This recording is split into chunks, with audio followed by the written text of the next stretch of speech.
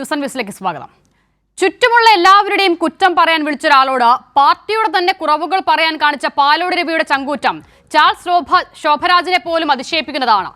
100 നേതാക്കളും 1000 ഗ്രൂപ്പുമുള്ള കോൺഗ്രസിൽ തമ്മിലടിക്കുന്നവനെയും തമ്മിൽ തെറിവിളിക്കുന്നവനെയും ചേർത്ത് നിർത്തി ഞങ്ങൾ എല്ലാവരും ഒന്നാണെന്ന് പറയുന്ന വി ഡി സതീശനിലെ ഇതിനു മുൻപ് ഈ ധൈര്യം കണ്ടിട്ടുള്ളൂ.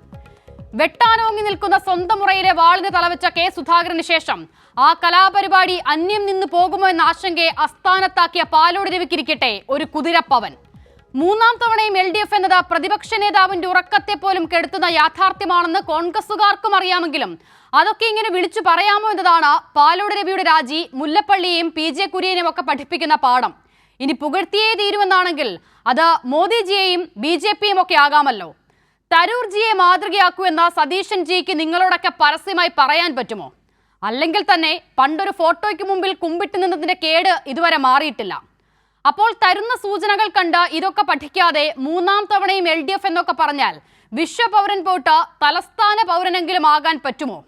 CPIM നേതാവിന്റെ വകയിലെ അമ്മായിയുടെ അച്ഛന്റെ അപ്പൂപ്പന്റെ അയൽവാസി തുമ്മിയാൽ പറവൂരിരുന്നത് കേട്ട് പത്രസമ്മേളനം വിളിക്കുന്ന പ്രതിപക്ഷ നേതാവ് പാലോട് രവിയെക്കുറിച്ച് വല്ലതും മിണ്ടിയായിരുന്നു? മിണ്ടാൻ പാലോട് രവി പറഞ്ഞത് പാവം പ്രതിപക്ഷ നേതാവ് കേട്ടില്ലല്ലോ അല്ലേ?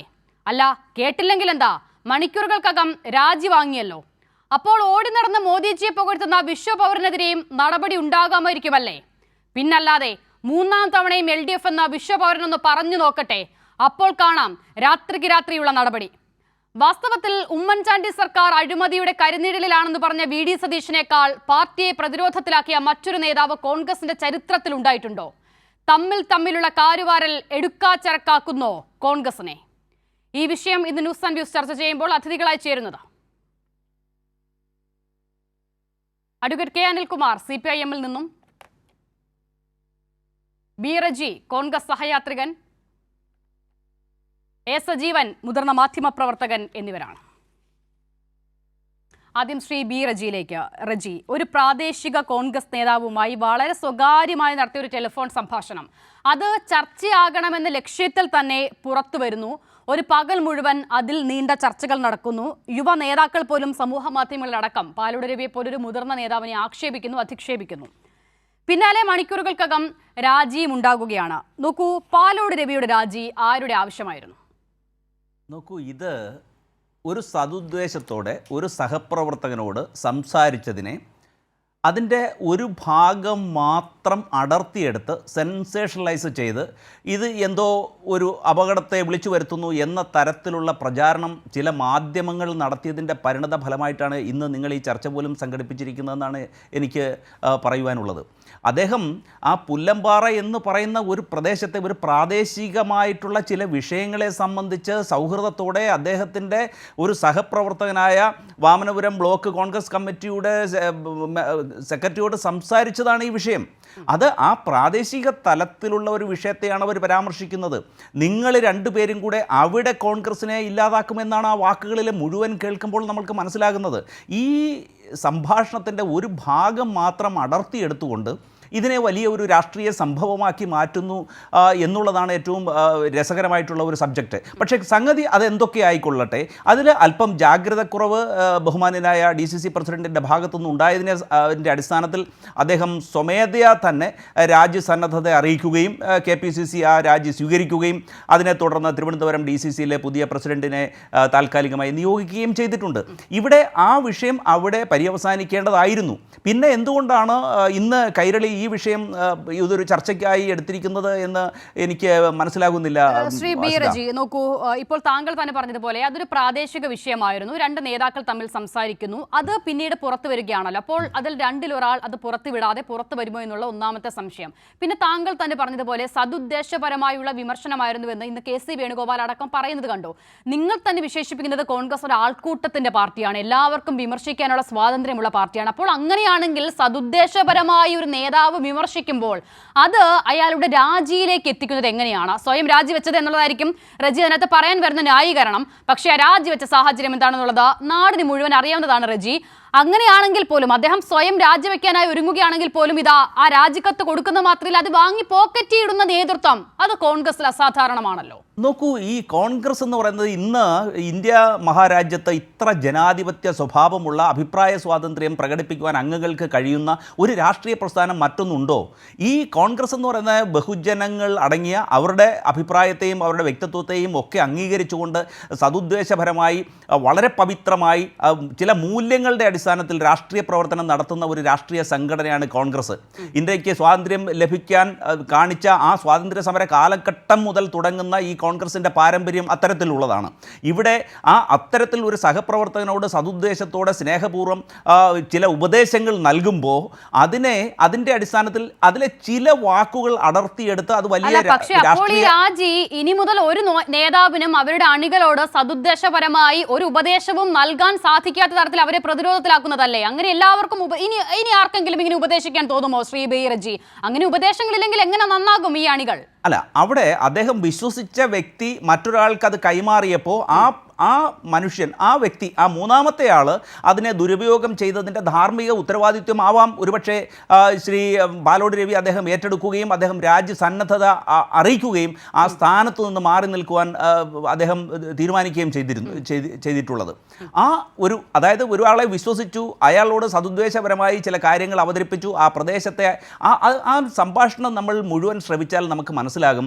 ആ തേമ്പാമൂട് അല്ലെങ്കിൽ വാമനപുരം ആ ഏരിയയിൽ, പുല്ലമ്പാറ ഏരിയയിൽ നടക്കുന്ന അവിടുത്തെ ചില പടലപിണക്കങ്ങൾ, അവിടുത്തെ പ്രാദേശിക മണ്ഡലം കമ്മിറ്റിയും അവിടുത്തെ ബ്ലോക്ക് കമ്മിറ്റിയിലെയും ചില മെമ്പർമാർ തമ്മിലുള്ള പ്രാദേശികമായ അവരുടെ തമ്മിലുള്ള സ്വരച്ചേർച്ച ഇല്ലായ്മയാണ് അദ്ദേഹം അതിൽ സൂചിപ്പിച്ചത്. ഒരു സംശയം കൂടി, അപ്പോൾ അങ്ങനെ പ്രാദേശികമായി ചില മേഖലകളിൽ ഉണ്ടാകുന്ന സ്വരച്ചേർച്ച ഇല്ലായ്മ അത് സംസ്ഥാന വ്യാപകമായി കോൺഗ്രസിൽ വ്യാപിക്കും എന്നതിനെ കുറിച്ചും ആ വ്യാപനം തെരഞ്ഞെടുപ്പുകളിൽ കോൺഗ്രസിനെ ഏത് നിലയിൽ ബാധിക്കും എന്നതിനെ കുറിച്ചുമാണ് അദ്ദേഹം അതിൽ വിശദീകരിക്കുന്നത്. ഇപ്പോൾ പാലോട് രവിക്കെതിരെ ഉണ്ടായ ഈ നടപടി, അത് നടപടി എന്ന് തന്നെ വിശേഷിപ്പിക്കുകയാണ് കേട്ടോ. ആ നടപടി, അതിൽ വിശദീകരണം ചോദിക്കും അല്ലെങ്കിൽ നടപടി ഉണ്ടാകുമെന്ന് KPCC അധ്യക്ഷനടക്കം പറഞ്ഞ സ്ഥിതിക്ക് നമ്മൾ ഇനി അതിനെ നടപടി എന്നല്ലാതെ വിശേഷിപ്പിക്കേണ്ട സാഹചര്യവുമില്ലല്ലോ.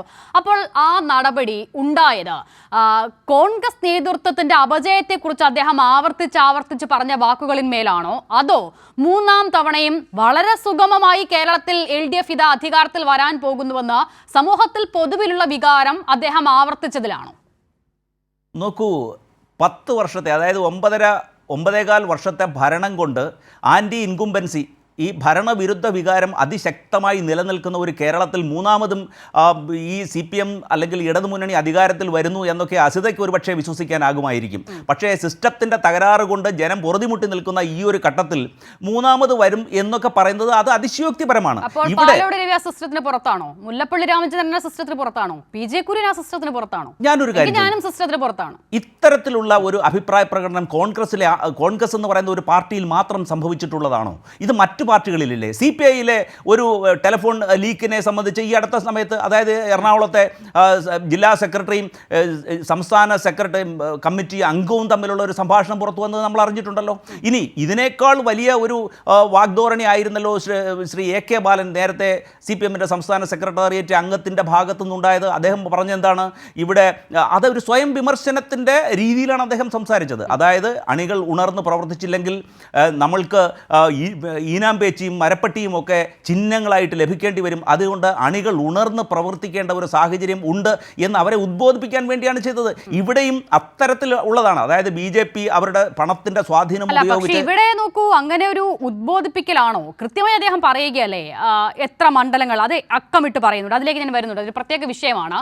അപ്പോൾ അതിനെ തുടർന്ന് എന്താണ് അദ്ദേഹം പറയുന്നത്? അടുത്ത തെരഞ്ഞെടുപ്പിൽ കോൺഗ്രസ് 3ാം സ്ഥാനത്ത് പോകും, LDF വളരെ സുഗമമായി അധികാരത്തിലേക്ക് വീണ്ടും വരും എന്ന് പറയുന്നത്, അങ്ങനെ ഒരു വാചകം കേട്ടാൽ ആർക്കാണ് അത് ഉദ്ബോധനമായി തോന്നുക ശ്രീ ബീറജി? പിന്നെ താങ്കൾ പറഞ്ഞ CPIM നേതാക്കൾ പറഞ്ഞിട്ടുള്ള വിമർശനങ്ങൾ, അത് ആ ഘട്ടത്തിൽ ഒരുപാട് മാധ്യമങ്ങൾ ചർച്ച ചെയ്തിട്ടുണ്ടല്ലോ. ഇവിടെ ഇപ്പോൾ പാലോട് രവി പറഞ്ഞതിനെ കുറിച്ച് ചർച്ച ചെയ്യാൻ കൈരളി മാത്രമേ ഉള്ളൂ. അപ്പോൾ ദയവായി താങ്കൾ ഈ സാഹചര്യത്തിൽ ഈ വിഷയത്തിലേക്ക് ചുരുങ്ങും. നോക്കൂ, അദ്ദേഹത്തിൻ്റെ വാക്കുകൾ, ആ 8 മിനിറ്റ് നീണ്ടു നിൽക്കുന്ന സംഭാഷണത്തിൽ അദ്ദേഹം പറയുന്നത് അവിടെ പഞ്ചായത്ത് ഇലക്ഷന് 3ാം സ്ഥാനത്ത് പോകും എന്നാണ് ശ്രീ പാലോട് രവി പറഞ്ഞിട്ടുള്ളത്. അതുപോലെ അദ്ദേഹം പറയുന്നത് നമ്മുടെ മുഖം പുല്ലമ്പാറയിൽ വികൃതമാകും. പുല്ലമ്പാറ എന്ന് പറഞ്ഞാൽ പ്രാദേശികമായിട്ടുള്ളൊരു വിഷയം മാത്രമായി അദ്ദേഹം അതിനെ കണ്ടുകൊണ്ടാണ് അദ്ദേഹം ഈ സംഭാഷണത്തിന് തുടക്കമിടുകയും അത് അവസാനിപ്പിക്കുകയും ചെയ്യുന്നത്. അല്ലാതെ സംസ്ഥാന രാഷ്ട്രീയത്തെക്കുറിച്ചല്ല അദ്ദേഹം പരാമർശിക്കുന്നത്. പിന്നെ BJPയുടെ മുന്നേറ്റത്തെക്കുറിച്ച് അദ്ദേഹം ഒരു കോഷൻ നൽകുന്നുണ്ട്. അത് സത്യമായിട്ടുള്ള കാര്യങ്ങളും കൂടിയല്ലേ. അതായത് കേന്ദ്രത്തിൽ ഭരണത്തിലിരിക്കുന്ന BJP അവരുടെ സ്വാധീനം കേരളത്തിൽ വർദ്ധിപ്പിക്കാൻ വേണ്ടി എല്ലാ തരത്തിലുള്ള പ്രവർത്തനങ്ങളും നടത്തുന്നു. അതിനെതിരെ അഖിലേന്ത്യാ തലത്തിൽ BJP-യുടെ എല്ലാ മുന്നേറ്റത്തെയും ചെറുത്തു നിൽക്കുന്നത് ഇന്റർനാഷണൽ കോൺഗ്രസ് മാത്രമാണ്. അത്തരത്തിലുള്ള ഒരു മുന്നേറ്റം, ഒരു ചെറുത്തുനിൽപ്പ് കേരളത്തിൽ ആവശ്യമാണ് എന്ന് അദ്ദേഹത്തിൻ്റെ വാക്കുകളിലൂടെ അദ്ദേഹം പറയുകയാണ്. അത് ഈ സംഭാഷണം മുഴുവൻ അഷിത കേട്ടിരുന്നുവെങ്കിൽ മനസ്സിലാകുമായി. അങ്ങനെ ഒരു സംഭാഷണം മുഴുവൻ കേൾക്കാതെ ഞാൻ ഇങ്ങനെ ഒരു ചർച്ചയ്ക്ക് വന്നിരിക്കുന്നത് താങ്കൾക്ക് തോന്നുന്നുണ്ടോ? ഞാൻ ആ സംഭാഷണം മുഴുവൻ കേട്ടിട്ടുണ്ട്. ശ്രീ കെ അനിൽകുമാർ, അപ്പോൾ ബി റജ്ജു പറയുന്നത് പോലെ പ്രാദേശികമായ ഒരു ഒറ്റയിടത്ത് മാത്രം ഉണ്ടാകുന്ന സാഹചര്യത്തെയാണോ പാലോട് രവി വിശദീകരിച്ചത്? അങ്ങനെ പ്രാദേശികമായി അദ്ദേഹം ഇതാ പുല്ലമ്പാറയിൽ മാത്രം ഉണ്ടാകുന്ന കോൺഗ്രസിന്റെ പിന്നോട്ട് പോക്ക് എങ്ങനെയാണ് മൂന്നാം തവണയും LDF-നെ അധികാരത്തിലെത്തിക്കുക?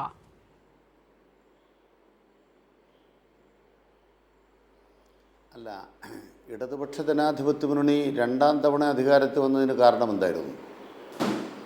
അതേ കാരണങ്ങളാണ് മൂന്നാം തവണയും ഇടതുപക്ഷ ജനാധിപത്യ മുന്നണിക്ക് അധികാരം നേടാൻ വേണ്ടി കേരളത്തിലെ ജനങ്ങൾ അനുവദിക്കാൻ കാരണം ഒന്നാം പിണറായി സർക്കാർ മുന്നോട്ട് വെച്ചത് LDF വരും, എല്ലാം ശരിയാകും. ഇനി ശരിയാകാൻ ബാക്കി എന്തൊക്കെയാണ്? അതെന്താണെങ്കിലും പറഞ്ഞാൽ മതി, നമുക്കത് പരിഹരിക്കാനാകും. അപ്പോൾ LDF വരും, എല്ലാം ശരിയാകുമെന്ന മുദ്രാവാക്യം ഞങ്ങളെ തിരിഞ്ഞു കൊത്തുന്നില്ല. വിദ്യാലയങ്ങൾ നന്നായിട്ടുണ്ട്, എന്നാൽ ചില കെട്ടിടങ്ങൾ പഴയതാണ്. പഴയ കെട്ടിടങ്ങളുള്ള സ്ഥാനത്ത് അതിൻ്റെ ഭാഗമായ പ്രശ്നങ്ങൾ വരും. അത് കൂടുതൽ ജാഗ്രതയോടെ ശ്രദ്ധിക്കേണ്ടതുണ്ട്. അത്തരം അനുഭവങ്ങളാണ് മെഡിക്കൽ കോളേജിലെയും അതുപോലെ തന്നെ കാർത്തികപ്പള്ളിയിലെ ഒരു സ്കൂളിലെയും അനുഭവം നമ്മുടെ മുമ്പിലുള്ളത്. രാജസ്ഥാനിലൊരു സ്കൂൾ തകർന്ന് 10-12 കുട്ടികൾ മരിച്ച ദാരുണമായ ഒരവസ്ഥ. ആ കുട്ടികളുടെ മൃതദേഹങ്ങൾ എടുത്തുകൊണ്ട് സ്കൂളിൽ നിന്നും ആശുപത്രിയിലേക്ക് ഓടി വരുന്ന സ്വന്തം മാതാപിതാക്കളുടെ വേദന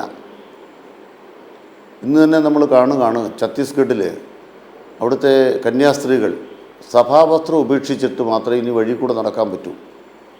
ഞങ്ങൾക്ക് ഞങ്ങളുടെ സഭയുടെ വസ്ത്രം ധരിച്ച് യാത്ര ചെയ്യാൻ വൈദികർക്കും കന്യാസ്ത്രീകൾക്കും സാധിക്കില്ല. ഛത്തീസ്ഗഡിലെ പ്രധാന പ്രതിപക്ഷം കോൺഗ്രസ്സാണ്. ഒരു പ്രതിപക്ഷത്തിന് അവിടെ ഒരു പ്രതികരണമില്ല. രാജസ്ഥാനിലെ കോൺഗ്രസ്സിന് പ്രതികരണമില്ല. അപ്പോൾ കോൺഗ്രസ്സുകാർ പ്രതികരിക്കുന്നത് കേരളത്തിൽ മാത്രമാണ്. അതും ഇടതുപക്ഷ ജനാധിപത്യ മുന്നണി ഗവൺമെൻറ്റിനെതിരെ മാത്രമാണ്. നിങ്ങൾ ദില്ലിയിൽ കെജ്രിവാളിൻ്റെ സർക്കാരിനെ പുറത്താക്കി BJP-ക്ക് ഭരണം കൈമാറിയതുപോലെ മാർക്സിസ്റ്റ് പാർട്ടിയോടുള്ള LDF-നോടുള്ള അന്ധമായ എതിർപ്പ്, സത്യങ്ങൾ കാണാതിരിക്കുന്ന നുണപ്രചരണം, ഇതിൻ്റെ എല്ലാം ഫലമായി കേരളത്തെ BJP-ക്ക് കൈമാറാനുള്ള ഒറ്റുകാരായി കോൺഗ്രസ് പ്രവർത്തിക്കുന്നു. അങ്ങനെ പ്രവർത്തിച്ച അനുഭവം മുമ്പ് നേമത്തുണ്ടായി, പിന്നീടത് ഉണ്ടായില്ല. ഇപ്പോൾ തൃശ്ശൂരാണെങ്കിൽ തന്നെ 83,000 വോട്ട് UDF-ൽ നിന്നാണ് ചോർന്നു പോയത്. സുരേഷ് ഗോപി ജയിച്ചു. അത് ആവർത്തിക്കുമെന്നാണ് പാലോട് രവി പറയുന്നത്. പാലോട് രവി പറയുന്നത് ലോക്സഭാ തെരഞ്ഞെടുപ്പിൽ 50,000-60,000 വോട്ട് വരെ 50-60 മണ്ഡലങ്ങളിൽ BJP പണം കൊടുത്തു വാങ്ങും. കോൺഗ്രസ് 3-ാം സ്ഥാനത്താകും. LDF-ന് തുടർഭരണമുണ്ടാകും. അദ്ദേഹം പറയുന്നത് കോൺഗ്രസ്സിന് ജംബോ കമ്മിറ്റികളുണ്ട്, പക്ഷെ വഴിയിലൊരുത്തരം കാണാനില്ല.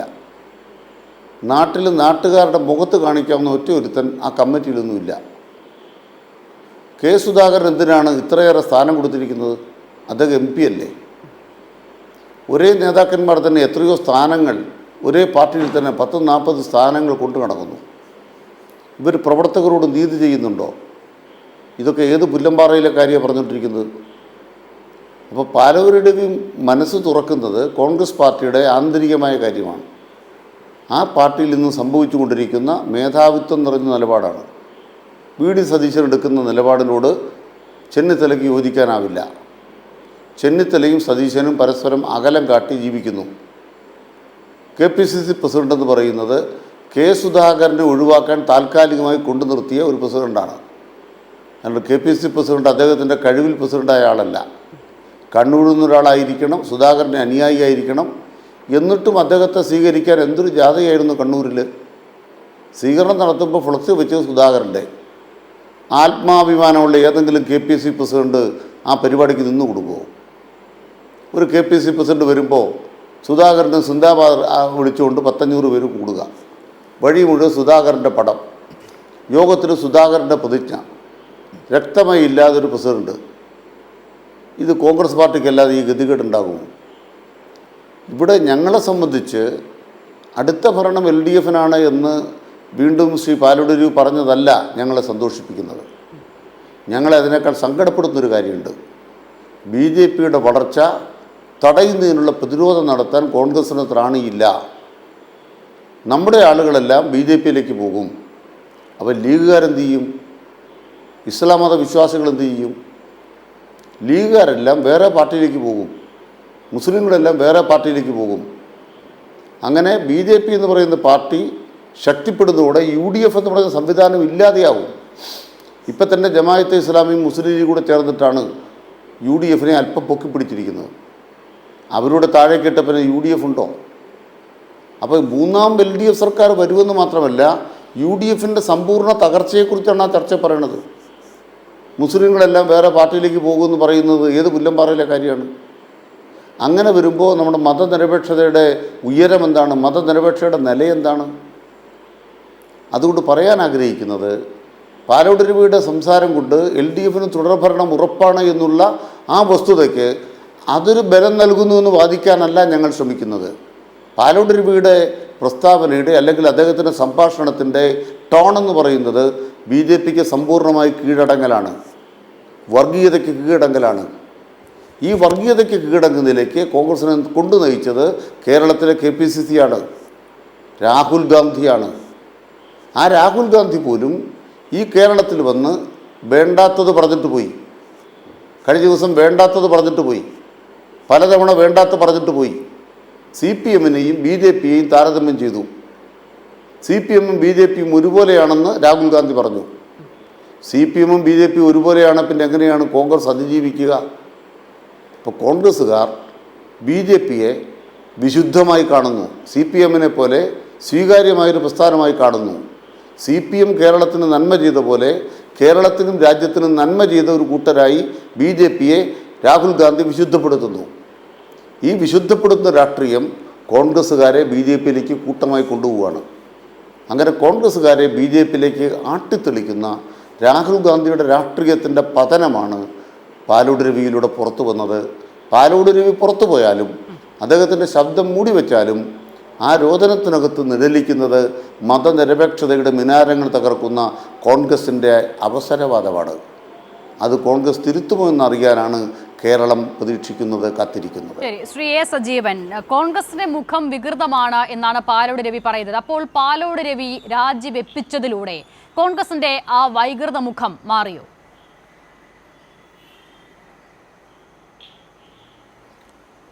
പാലോട് രവിയെ രാജിവെപ്പിച്ചതാണ് കോൺഗ്രസ് ചെയ്ത ഏറ്റവും വലിയ അബദ്ധം. തെറ്റെന്ന് ഞാൻ പറയുന്നില്ല, അബദ്ധം എന്നാണ് പറയുന്നത്. കാരണം പാലോട് രവി പറഞ്ഞ കാര്യങ്ങൾ തെറ്റായിരുന്നില്ല എന്ന് കോൺഗ്രസിൻ്റെ ദേശീയ സംഘടനാ ജനറൽ സെക്രട്ടറി ഇന്ന് പറഞ്ഞ് നമ്മൾ കേട്ടതാണ്. അദ്ദേഹം പറഞ്ഞു, പാർട്ടിയെ നന്നാക്കാൻ വേണ്ടിയാണ് പാലോട് രവി പറഞ്ഞത്. പാർട്ടിയെ നന്നാക്കാൻ വേണ്ടി പറഞ്ഞ കാര്യം ആരാണോ പുറത്തു വിട്ടിട്ടുള്ളത് അവർക്കെതിരെയാണ് നടപടിയെടുക്കുക എന്ന് പറഞ്ഞു. അങ്ങനെ പറഞ്ഞ ഒരാളെ എന്തിനാണ് ആ ആൾക്കെതിരെ നടപടിയെടുക്കും എന്ന് KPCC പ്രസിഡന്റ് പറഞ്ഞത് എന്നാണ് നമ്മുടെ മുമ്പിലുള്ള ചോദ്യം. KPCC പ്രസിഡന്റിനോട് വേറെ ആരും പറയിപ്പിച്ചല്ലോ. ഈ പാലോട് രവിയുടെ ഈ സംഭാഷണം അത് ഇന്നും ഇന്നലെ ഉണ്ടായതല്ല. സുധാകരൻ KPCC പ്രസിഡന്റ് ആയിരുന്ന സമയത്തുണ്ടായ സംഭാഷണമാണ്. ആ സംഭാഷണം ഇപ്പോൾ പുറത്തു വന്നപ്പോൾ ആ നടപടിയെടുക്കുമെന്ന് പറഞ്ഞിട്ടുള്ളത് സണ്ണിയാണ്. അപ്പോൾ അങ്ങനെ പറഞ്ഞിട്ടുള്ള KPCC പ്രസിഡന്റ് അദ്ദേഹത്തിന് സ്വാഭാവികമായിട്ടും പാലോട് രവിയോട് നിർബന്ധമായിട്ടും അദ്ദേഹത്തിൻ്റെ രാജി വേണമെന്ന് പറഞ്ഞിട്ടുണ്ടാവും. അത് നമ്മുടെ മുമ്പിൽ തെളിവില്ലാത്തൊരു കാര്യമാണ്. പാലോട് രവി രാജിക്കത്ത് കൊടുത്താൽ ഇപ്പോൾ ഇവിടെ KC വേണുഗോപാൽ പറയുന്നത് പോലെ അത് പാർട്ടിയെ നന്നാക്കാൻ വേണ്ടി പറഞ്ഞൊരു കാര്യമായിരുന്നു എന്ന് ഉത്തമ ബോധ്യമുണ്ട് എങ്കിൽ, അതായത് സംഘടനാ ജനറൽ സെക്രട്ടറിക്ക് തോന്നിയിട്ടുള്ള ആ ബോധ്യം KPCC പ്രസിഡന്റ് ഉണ്ടായിരുന്നുവെങ്കിൽ അത് വാങ്ങാതിരിക്കുകയല്ല ചെയ്യേണ്ടിയിരുന്നത്. പാലോട് രവി തെറ്റൊന്നും ചെയ്തിട്ടില്ല, പാർട്ടിയെ നന്നാക്കാൻ വേണ്ടി പറഞ്ഞാണ്. ഇത് പുറത്ത് വിട്ടിട്ടുള്ള ആൾക്കെതിരെയാണ് നടപടി ഉണ്ടാവുക. അദ്ദേഹം പറഞ്ഞ കാര്യം ശരിയാണ്. കാരണം വേണ്ട രീതിയിൽ പ്രവർത്തിച്ചില്ലെങ്കിൽ പാലോട് രവി പറഞ്ഞ കാര്യങ്ങൾ നമ്മൾ മുമ്പിലുണ്ട്. ഇതേപോലെയാണ് പോകുന്നതെങ്കിൽ വളരെ സങ്കടകരമാണ്. ഒരു പ്രസിഡന്റ് ഒരാൾക്ക് 10-40 സ്ഥാനങ്ങൾ കൊടുക്കുന്നു. അതുകൊണ്ട് എന്ത് ചെയ്യാൻ പറ്റും? ഒരു സ്ഥാനം തന്നെ മര്യാദയ്ക്ക് കൊണ്ടുപോകാൻ പറ്റാത്ത നേതാക്കന്മാരാണ്. അപ്പം അങ്ങനെ ആകുമ്പോൾ ഇത്രയും സ്ഥാനങ്ങൾ വഹിക്കുമ്പോൾ എന്ത് ഗുണമാണ് ഉണ്ടാവുക എന്നൊക്കെ പാലോട് രവി ചോദിച്ചിട്ടുണ്ടെങ്കിൽ നമുക്കിപ്പോൾ ഇപ്പോഴും കോൺഗ്രസ്സുകാർ ചെയ്തുകൊണ്ടിരിക്കുന്നത് അതിനെ ചുരുക്കി കാട്ടുകയാണ്. ഇത് പുല്ലമ്പാറയിൽ മാത്രമുള്ളൊരു പ്രശ്നമായിട്ട് മാറുന്നു, വാമനപുരത്ത് മാത്രമുള്ള പ്രശ്നമായിട്ട് മാറ്റാൻ ശ്രമിച്ചുകൊണ്ടിരിക്കുന്നു. അത് പക്ഷേ നമുക്കറിയാം, അങ്ങനെയാണെങ്കിൽ മൂന്നാമതും LDF അധികാരത്തിൽ വരുമെന്ന് പറയില്ലല്ലോ. കാരണം ഈ പറയുന്ന വാമനപുരം ഭാഗം മാത്രമല്ലല്ലോ ഈ കേരളത്തിൽ ഭരിക്കുന്ന ആളുകൾ അവിടെ ഭരണം ഏത് വേണം തീരുമാനിക്കുന്നത്, മൊത്തമായിട്ടുള്ളതാണ്.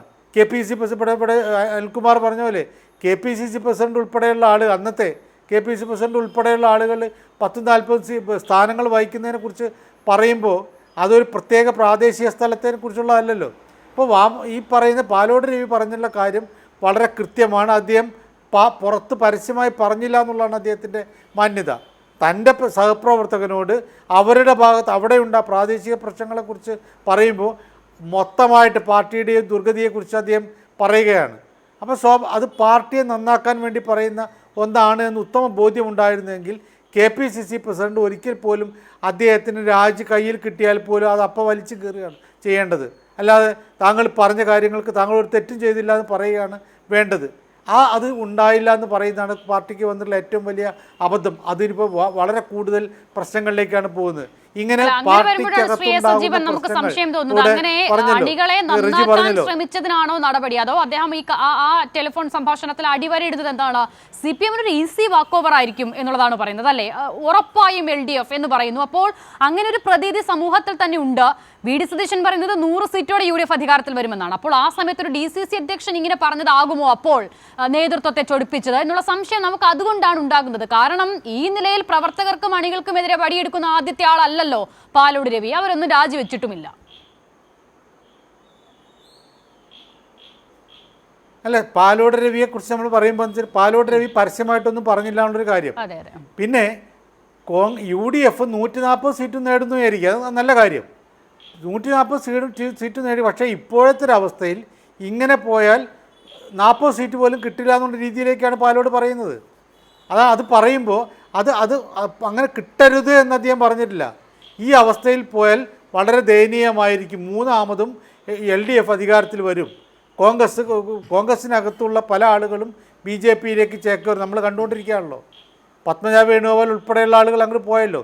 ഇനിയിപ്പോൾ ശശി തരൂരിൻ്റെ കാര്യം എന്താണെന്നുള്ള കാര്യം ഇതുവരെ തീരുമാനിച്ചിട്ടില്ല.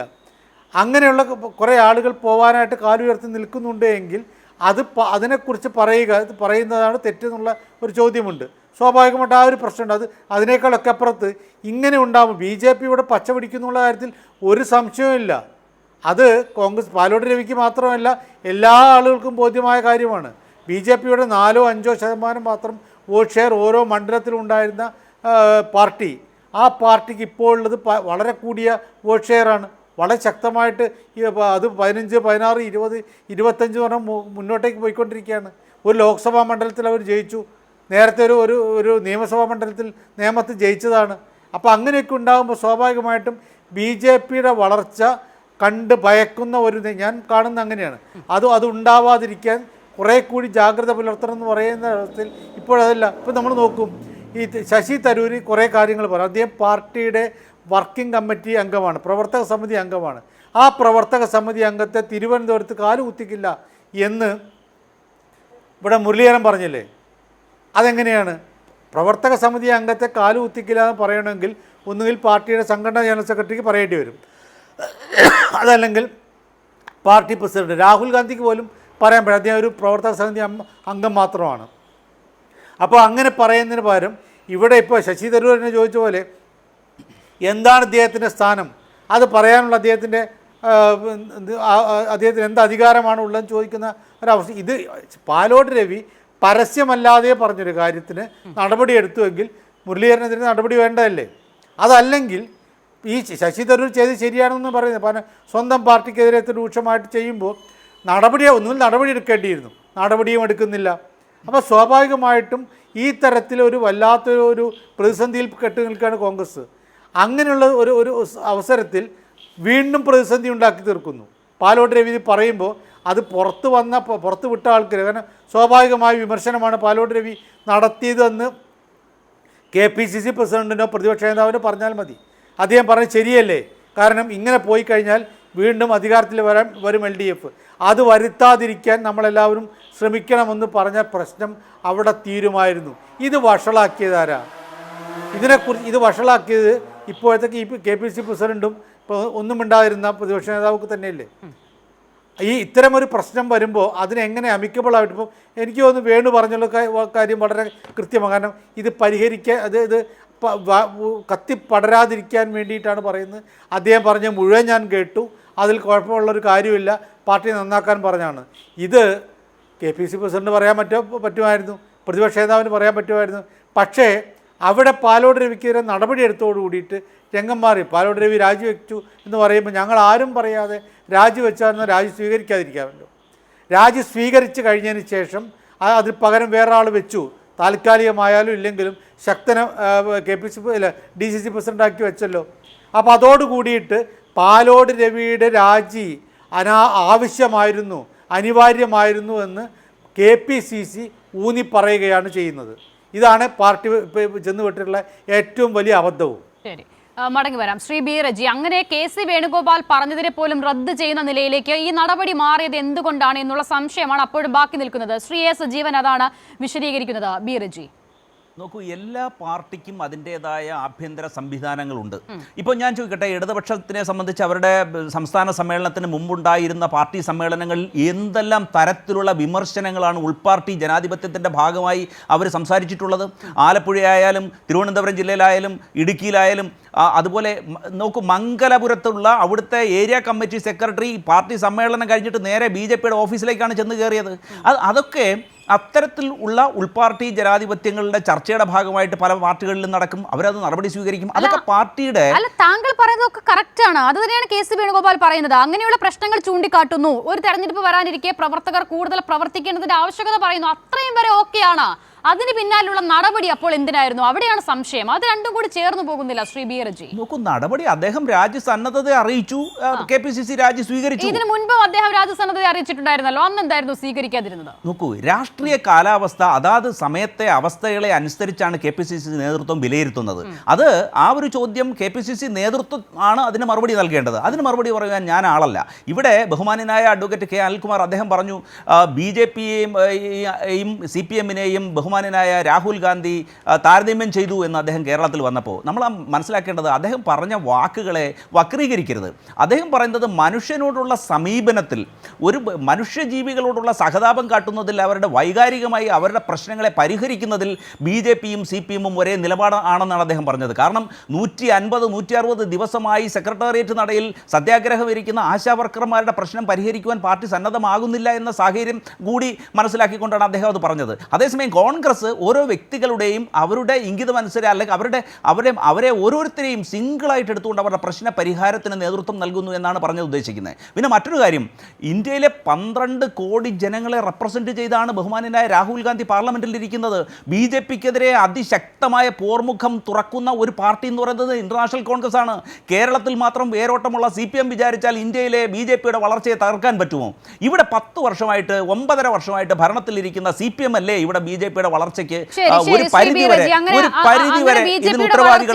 BJPയുടെ വളർച്ചയെ തളർത്തിയായിരിക്കുമല്ലോ അവസാനം വയനാട്ടിൽ വന്ന് മത്സരിക്കേണ്ടി വന്നത്. അത്തരം വിഷയങ്ങളിലേക്ക് പോകേണ്ടതില്ല എന്ന് എനിക്ക് തോന്നുന്നു. നോക്കൂ, മറ്റൊരു പ്രധാനപ്പെട്ട വിഷയം ഇപ്പോൾ ഈ ടെലിഫോൺ സംഭാഷണവുമായി ബന്ധപ്പെട്ട് അതിൽ പാലോട് രവി പറയുന്ന ഏറ്റവും പ്രധാനപ്പെട്ട വിഷയമാണ് ശ്രീ അനിൽകുമാർ ഇവിടെ ആദ്യഘട്ടത്തിൽ ആവർത്തിച്ചത്. 60 മണ്ഡലങ്ങളിലാണ് BJPക്ക് കോൺഗ്രസിന്റെ വോട്ട് മറിച്ച കാര്യം അദ്ദേഹം പറയുന്നത്. അതെങ്ങനെയാണ്? പണം വാങ്ങി വോട്ട് മറിക്കും വരാനിരിക്കുന്ന തെരഞ്ഞെടുപ്പിൽ, പാർലമെന്റിൽ മറിച്ച മാതൃകയിൽ എന്നുള്ളതാണ് പറയുന്നത്. അത്രയും ഗുരുതരമായൊരു പ്രസ്താവനയുടെ ഉത്തരവാദിത്തത്തിൽ നിന്നും നേതൃത്വത്തിന് ഒഴിഞ്ഞു മാറാൻ ആകുമോ ശ്രീ ബി റജി? ഒരു മുതിർന്ന നേതാവ്, ഉത്തരവാദിത്തപ്പെട്ട ഒരു DCC അധ്യക്ഷൻ പറയുകയാണ് 60 മണ്ഡലങ്ങളിൽ പണം വാങ്ങി വോട്ട് മറിച്ചിട്ടുണ്ട് പാർലമെന്റ് തെരഞ്ഞെടുപ്പിൽ. അല്ല, 60 മണ്ഡലങ്ങളിൽ പണം വാങ്ങി വോട്ട് മറിക്കാനിരിക്കുന്നു, പാർലമെന്റ് തെരഞ്ഞെടുപ്പിൽ മറിച്ചതുപോലെ. നോക്കൂ അസിത, കുറച്ച് വർഷങ്ങൾ മുന്നിലേക്ക് അസിത ദയവായിട്ടൊന്ന് പോകണം. അതായത് 2021 തെരഞ്ഞെടുപ്പിൽ RSSന്റെ മുഖപത്രമായ ഓർഗനൈസറിൻ്റെ എഡിറ്ററായിരുന്ന ശ്രീ ബാലശങ്കർ കേരളത്തിൽ വന്നൊരു പ്രസ്താവന നടത്തി. അത് കോൺഗ്രസ്സുകാരൊന്നും അല്ല നടത്തിയത്. 60 മണ്ഡലങ്ങളിൽ BJP കോൺഗ്രസ്സിന് CPMന് വോട്ട് മറിച്ചു നൽകുന്ന അല്ലെങ്കിൽ ഒരു ധാരണയുണ്ട് എന്ന് പരസ്യമായി പറഞ്ഞത് ബാലശങ്കർ എന്ന BJP RSSകാരനായിരുന്നു. അല്ല, ബാലശങ്കർ പറഞ്ഞതിനെ സാധൂകരിക്കുന്ന എന്തെങ്കിലും കണക്കുകൾ താങ്കളുടെ മുന്നിലുണ്ടോ ശ്രീ ബി റജി? പക്ഷേ പാലോട് രവി പറഞ്ഞതിനെ സാധൂകരിക്കുന്ന കണക്കുകൾ പാർലമെന്റ് തെരഞ്ഞെടുപ്പിൽ മാത്രം എത്ര മണ്ഡലങ്ങളിൽ വേണം? ഇപ്പോൾ പറയാം, തൃശ്ശൂർ മാത്രം മതിയല്ലോ, തൃശ്ശൂരിനേക്കാൾ മികച്ചൊരു ഉദാഹരണം വേണോ? അവിടെ എവിടെ പോയി കോൺഗ്രസിന്റെ വോട്ടുകൾ? അങ്ങനെ CPM-ന്റെ വോട്ടുകൾ പോയ ഡേറ്റ വല്ലതുമുണ്ടോ? തൃശ്ശൂർ ലോക്സഭാ മണ്ഡലത്തിൽ പൂരം കലക്കി ആ BJP-ക്ക് ഒരു MP സ്ഥാനം ഉണ്ടാക്കി കൊടുക്കാൻ പരിശ്രമിച്ചത് ആരാണ്? 5 അന്വേഷണമാണ്, 6 അന്വേഷണമാണ് ADGP MR അജിത് കുമാറിനെതിരെ നടക്കുന്നതെന്നുള്ളത് നമ്മൾ വിസ്മരിക്കരുത്. അതിനെ MR അജിത് കുമാറിന്റെ പൂരം കലക്കിയത് കൊണ്ടാണ് അവിടെ തൃശ്ശൂർ ലോക്സഭാ സീറ്റിൽ സുരേഷ് ഗോപി വിജയിക്കുവാൻ കഴിഞ്ഞതെന്ന് പറയുന്നത് ആരാണ്? ഭരണത്തിനൊപ്പം നിൽക്കുന്ന LDF-ന്റെ ഭാഗമായ CPI-യുടെ മന്ത്രിയാണെന്നുള്ള കാര്യം മറക്കുന്നതിനാണ്. വോട്ടുകളൊന്നും അവിടെ പോയിട്ടില്ലല്ലോ, അവിടെയല്ലേ പ്രശ്നം. നിങ്ങൾ ഇത് ഒരു വായിൽ കൂടി ഇത് പറയുകയും ചെയ്യും, നമ്മളതിന്റെ ഡേറ്റയിലേക്ക് പോകുമ്പോൾ CPM-ന് ഒരു വോട്ടും അവിടെ കുറഞ്ഞിട്ടുമില്ല, കോൺഗ്രസിന്റെ 10,000-കണക്കിന് വോട്ടുകൾ കുറയുകയും ചെയ്തിരിക്കുന്നു. അതെങ്ങനെ ശരിയാകും? CPM ഭരിക്കുന്ന ഘട്ടത്തിൽ തൃശ്ശൂർ എന്ന് പറയുന്ന പ്രദേശത്ത് അവിടെ പൂരം കലക്കിക്കൊണ്ട് ജനവികാരത്തെ മാറ്റിക്കൊണ്ട് BJP-ക്ക് വളരാൻ അനുകൂലമായ ഒരു സാഹചര്യം സൃഷ്ടിച്ചു കൊടുത്തത് പോലീസ് സംവിധാനത്തിന്റെ ഭാഗമായി MR അജിത് കുമാറാണ്. അതല്ലേ ലോജിക്കൽ ചോദ്യം. ഇപ്പോൾ താങ്കൾ പറയുന്ന തരത്തിലാണെങ്കിൽ അങ്ങനെ കോൺഗ്രസ് ഈ സാഹചര്യം ക്ഷമിക്കണം CPIM BJP-ക്ക് അനുകൂലമായ ഒരു സാഹചര്യം ഉണ്ടാക്കി കൊടുക്കണമെങ്കിൽ, അവിടെ വിജയിക്കണമെങ്കിൽ വോട്ട് കിട്ടണമല്ലോ. അപ്പോൾ CPIM ഒരുക്കിയ സാഹചര്യത്തിൽ കോൺഗ്രസിന്റെ വോട്ട് കുറയുന്നു. അപ്പോൾ CPIM നേതാക്കൾ പറയുന്നത് കാത്തു നിൽക്കുന്നത് കോൺഗ്രസ്സുകാരാണ്. അപ്പോൾ അവരത് കേട്ട് വോട്ട് മറിച്ചതായിരിക്കും അല്ലേ? അത് കോൺഗ്രസിന്റെ മാത്രം വോട്ടെന്ന് മാത്രമായിട്ട് നമുക്ക് അതിനെ പരിഗണിക്കാൻ പറ്റില്ല. അവിടെ ഒരു രാഷ്ട്രീയ സാഹചര്യം, അങ്ങനെയല്ലേ? അപ്പോൾ അതിനെ സാധൂകരിക്കുകയാണ് പാലോട് രവി അത് തന്നെ പറയുന്നു. അതേ മാതൃകയിൽ ഇനി 60 മണ്ഡലങ്ങളിൽ വോട്ട് മറിക്കും, പണം വാങ്ങിയെന്ന് പറയുന്നു. അസിത, അവിടെ ഒരു രാഷ്ട്രീയ സാഹചര്യം BJP-ക്ക് അനുകൂലമായി ഒരുക്കി കൊടുത്തത് CPM അല്ലേ? അതിനെക്കുറിച്ച് പറയുന്നത് ആരാണ്? CPI-യുടെ മന്ത്രിയല്ലേ? അവിടെ 2ാം സ്ഥാനത്ത് വരേണ്ടിയിരുന്ന സുനിൽകുമാറിനെ പരാജയപ്പെടുത്തിയത് CPM അല്ലേ? ഇവിടെ ഈ 60 മണ്ഡലത്തിന്റെ കാര്യങ്ങളെക്കുറിച്ച് പറയുന്നതിന്റെ ഏറ്റവും പ്രധാനപ്പെട്ട കാര്യം എന്താണ്? 10 വർഷമായി അധികാരത്തിലിരിക്കുന്ന BJP അധികാരവും അതുപോലെ അവരുടെ ജനാധിപത്യ മാർഗങ്ങളെ അപഹസിച്ചുകൊണ്ട് അവരെ ഇൻസ്റ്റിറ്റ്യൂഷനെ ഉപയോഗപ്പെടുത്തിക്കൊണ്ട് മറ്റ് പ്രതിപക്ഷ കക്ഷികളെ ഇല്ലാതാക്കാൻ അവർ ശ്രമിക്കുന്നു. 405 തെരഞ്ഞെടുക്കപ്പെട്ട പ്രതിനിധികളെയാണ് അവർ പാർട്ടി മാറ്റിയത്.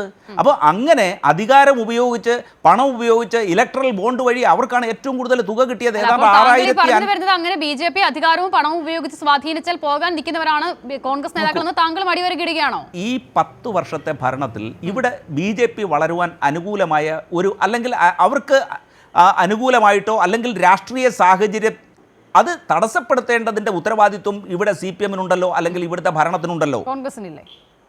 കോൺഗ്രസ് ആണ് അഖിലേന്ത്യാ തലത്തിൽ ഏറ്റവും ശക്തമായി BJP-യെ എതിരിടുന്നത് ആരാണ്? അങ്ങനെയാണെങ്കിൽ ശരി, നോക്കൂ. ഇപ്പോൾ താങ്കൾ കേരളത്തിലെ കണക്കുകൾ പറയുന്നു. ഒരു ലളിതമായ ചോദ്യം. മുൻപ് BJP-ക്ക് നിയമത്തിൽ അക്കൗണ്ട് ഉണ്ടായിരുന്നു, അത് പൂട്ടിച്ചത് ആരാണ്? അതേസമയം പാർലമെന്റ് തെരഞ്ഞെടുപ്പിൽ അക്കൗണ്ടേ ഇല്ലാതിരുന്ന BJP-ക്ക് അക്കൗണ്ട് തുറക്കാനായത് എങ്ങനെയാണ്? അവിടെ കുറഞ്ഞത് ആരുടെ വോട്ടുകളാണ്? ആ കാര്യം മാത്രം പറയൂ. ആ ഉത്തരവാദിത്തത്തിലൂടെ ഞാൻ സാധൂകരിക്കാം ആരാണ് BJP-ക്കെതിരെ പ്രവർത്തിച്ചതെന്ന്. ഈ പൂരം കലക്കി വോട്ട് അവിടെ തൃശ്ശൂർ മണ്ഡലത്തിൽ BJP വിജയിക്കുവാൻ സഹായിച്ചതിൽ CPM-ന് അല്ലെങ്കിൽ ഇടതുമുന്നണിക്ക് ഒരു പങ്കും ഇല്ല എന്നാണോ പറഞ്ഞു? അല്ല, ഞാൻ ചോദിക്കുന്നത് അങ്ങനെയാണെങ്കിൽ കുറയേണ്ടത് CPM-ന്റെ വോട്ടുകൾ അല്ലേ എന്നാണ് ശ്രീ B. റജി. കോൺഗ്രസ് BJP-ക്കെതിരെ പോരാടി, CPM അവരെ പൂരം കലക്കി സഹായിച്ചു. അങ്ങനെയാണെങ്കിൽ സ്വാഭാവികമായും ലോജിക്ക് എന്താണ്? CPIM-ന്റെ വോട്ടുകൾ BJP-യിലേക്ക് പോയി അവർ ജയിക്കണം. അങ്ങനെയാണോ ഉണ്ടായത്? അങ്ങനെയാണെങ്കിൽ താങ്കൾ പറയുന്നത് ഞാൻ ശരിവെക്കാം. ഒരു കാരണവശാലും, അതായത് ഒരു തരത്തിലും മതേതര ജനാധിപത്യത്തിൽ വിശ്വസിക്കുന്ന ഇന്റർനാഷണൽ കോൺഗ്രസ് BJP-യുടെ വളർച്ചയ്ക്ക് ഒരു തരത്തിലും സഹായം ചെയ്യില്ല. അത് പ്രഖ്യാപിത ലക്ഷ്യമാണ്. അത് അഖിലേന്ത്യാ തലത്തിൽ ഈ കോൺഗ്രസ് സ്വീകരിച്ചിരിക്കുന്ന, അതായത് ആ സെക്കുലറിസവും മതേതരത്വവും ജനാധിപത്യവും പാർലമെന്ററി ജനാധിപത്യവും മുറുകെ പിടിച്ചുകൊണ്ടുള്ള പ്രത്യയശാസ്ത്രപരമായ മുന്നേറ്റമാണ് ഇന്റർനാഷണൽ കോൺഗ്രസ് പരിശ്രമിക്കുന്നത്. അവിടെ ഒരു തരത്തിലുള്ള വർഗീയ ശക്തികളുടെ വളർച്ചയ്ക്ക് ഇതെല്ലാം കൂടി എങ്ങനെ ശരിയാവും? അപ്പോൾ ഈ അഖിലേന്ത്യാ തലത്തിൽ റിസോർട്ടുകൾ ഒന്നാകെ BJP-യിലേക്ക് പോയ ഇടങ്ങളൊക്കെ ഉണ്ട്, അതൊന്നും കോൺഗ്രസ്സുകാരല്ലായിരുന്നു. നോക്കൂ ഈ കഴിഞ്ഞ ലോക്സഭാ തെരഞ്ഞെടുപ്പിന്റെ കാര്യം തന്നെ നോക്കൂ. ഇന്ത്യ മുന്നണി അതിന് നേതൃത്വം കൊടുക്കുന്ന ആരാണ്? ഇപ്പം നിങ്ങളിപ്പം ഈ കേരളത്തിലെ കാര്യം ഒഴിച്ച് മറ്റ് ഇന്ത്യ മഹാരാജ്യത്തെ കാര്യങ്ങളിലേക്ക് നോക്കുമ്പോൾ ഈ കേരളത്തിൽ മാത്രം ഉള്ള ഈ CPM അതിന് സീറ്റ് എത്രയാണ്? 4 സീറ്റ് മാത്രമേ ലോക്സഭയിലുള്ളൂ എന്ന് മനസ്സിലാക്കണം. 100 സീറ്റുള്ള ഇന്റർനാഷണൽ കോൺഗ്രസ് അതിന് ഇന്ത്യ മുന്നണിക്ക് നേതൃത്വം നൽകിയാണ്. അത് എന്തിനു വേണ്ടിയാണ് പ്രവർത്തിക്കുന്നത്? BJP-യുടെ വളർച്ചയ്ക്കെതിരെ അവരെ മുന്നേറ്റം തടയാൻ വേണ്ടിയുള്ള ശക്തമായ പ്രതിരോധ മാർഗങ്ങളുടെ ഭാഗമായിട്ടാണ് ഇവിടെ ഇന്ത്യയിൽ ഇന്റർനാഷണൽ കോൺഗ്രസ് പ്രവർത്തിക്കുന്നത്. അപ്പോൾ അതിൽ ഏറ്റവും പ്രധാനപ്പെട്ട നേതാവ് പാലോട് രവിയെ പോലെ 80 വയസ്സിനോട് അടുത്ത മുതിർന്ന നേതാവ് പറയുകയാണ്, പണം വാങ്ങി വോട്ട് മറിക്കും, പാർലമെന്റിൽ മറിച്ചതുപോലെ. അതിനെ അവിശ്വസിക്കണോ ഈ നാട്? നോക്കൂ, അദ്ദേഹം സ്നേഹപൂർവ്വം അദ്ദേഹത്തിന്റെ ഒരു സഹപ്രവർത്തകനോട് ഇങ്ങനെ പ്രവർത്തിച്ചാൽ നിങ്ങളുടെ പ്രദേശത്ത് കോൺഗ്രസിനെ നിങ്ങൾ ഇല്ലാതാക്കും. അദ്ദേഹം പറഞ്ഞ വാക്കുകൾ ഞാൻ പറയാം. നമ്മുടെ മുഖം പുല്ലമ്പാറയിൽ വികൃതമാകും. ആ പ്രദേശത്ത് നോക്കൂ, അവിടുത്തെ മണ്ഡലം പ്രസിഡന്റും അവിടുത്തെ ബ്ലോക്ക് പ്രസിഡന്റും അല്ലെങ്കിൽ ബ്ലോക്ക് ഭാരവാഹികളും തമ്മിൽ ആ സംഭാഷണ മധ്യേ അവർ പറയുന്നുണ്ട്, അവർ തമ്മിൽ കീരിയും പാമ്പും പോലെയാണ്, തമ്മിൽ കണ്ടാൽ അവർ മുഖം തിരിച്ചു പോകും. അത്തരത്തിലുള്ള പ്രതിസന്ധികളെ അതിജീവിച്ചുകൊണ്ട് ഈ മഹാപ്രസ്ഥാനത്തിന് വേണ്ടി നിങ്ങൾ നിലനിൽക്കണം. പുല്ലമ്പാറയിലാണ് 60 നിയമസഭാ മണ്ഡലങ്ങൾ. അത് ജനറലായിട്ട് പറഞ്ഞതല്ലേ. ബി.ജെ.പിയുടെ വളർച്ചയെ തടസ്സപ്പെടുത്തുക, ബി.ജെ.പിയുടെ വളർച്ചയെ എല്ലാ രീതിയിലും അതിനെ പ്രതിരോധിക്കുക, അതിനെതിരെ ശക്തമായ നിലപാട് സ്വീകരിക്കുക എന്നുള്ള ആഹ്വാനമാണ് അദ്ദേഹം ഈ വ്യക്തിയോട് സംസാര മധ്യേ പറഞ്ഞിട്ടുള്ളത്. ശരി ശരി ശ്രീ അനിൽകുമാർ, അങ്ങനെ ബി.ജെ.പിക്കെതിരെയുള്ള ആഹ്വാനമാണോ 60 സീറ്റിൽ കാത്തിരിക്കുകയാണ് പണം വാങ്ങി വോട്ട് മറിക്കാൻ എന്നുള്ളത്? അത് പാർലമെന്റ് തെരഞ്ഞെടുപ്പിൽ മറിച്ച മാതൃകയിൽ എന്നുള്ളത് എനിക്ക് തോന്നുന്നു താങ്കൾ ആദ്യഘട്ടത്തിൽ പറഞ്ഞതുപോലെ ആ സംഭാഷണത്തിൽ ഏറ്റവും ഗുരുതരമായ ഭാഗം ഇതാണ്. പക്ഷേ അത് വേണ്ട നിലയിൽ ചർച്ച ചെയ്യപ്പെടാതിരിക്കാനായിരിക്കാം ഒരു പക്ഷേ ഈ നിലയിലുള്ള മറ്റ് നടപടികളിലേക്കൊക്കെ കോൺഗ്രസ് പോയത്. ഈ കാര്യം ഒരു മുതിർന്ന നേതാവ് തന്നെ സമ്മതിക്കുകയാണ്. ഓർത്തു നോക്കൂ കോൺഗ്രസിന്റെ ഒരു അവസ്ഥ.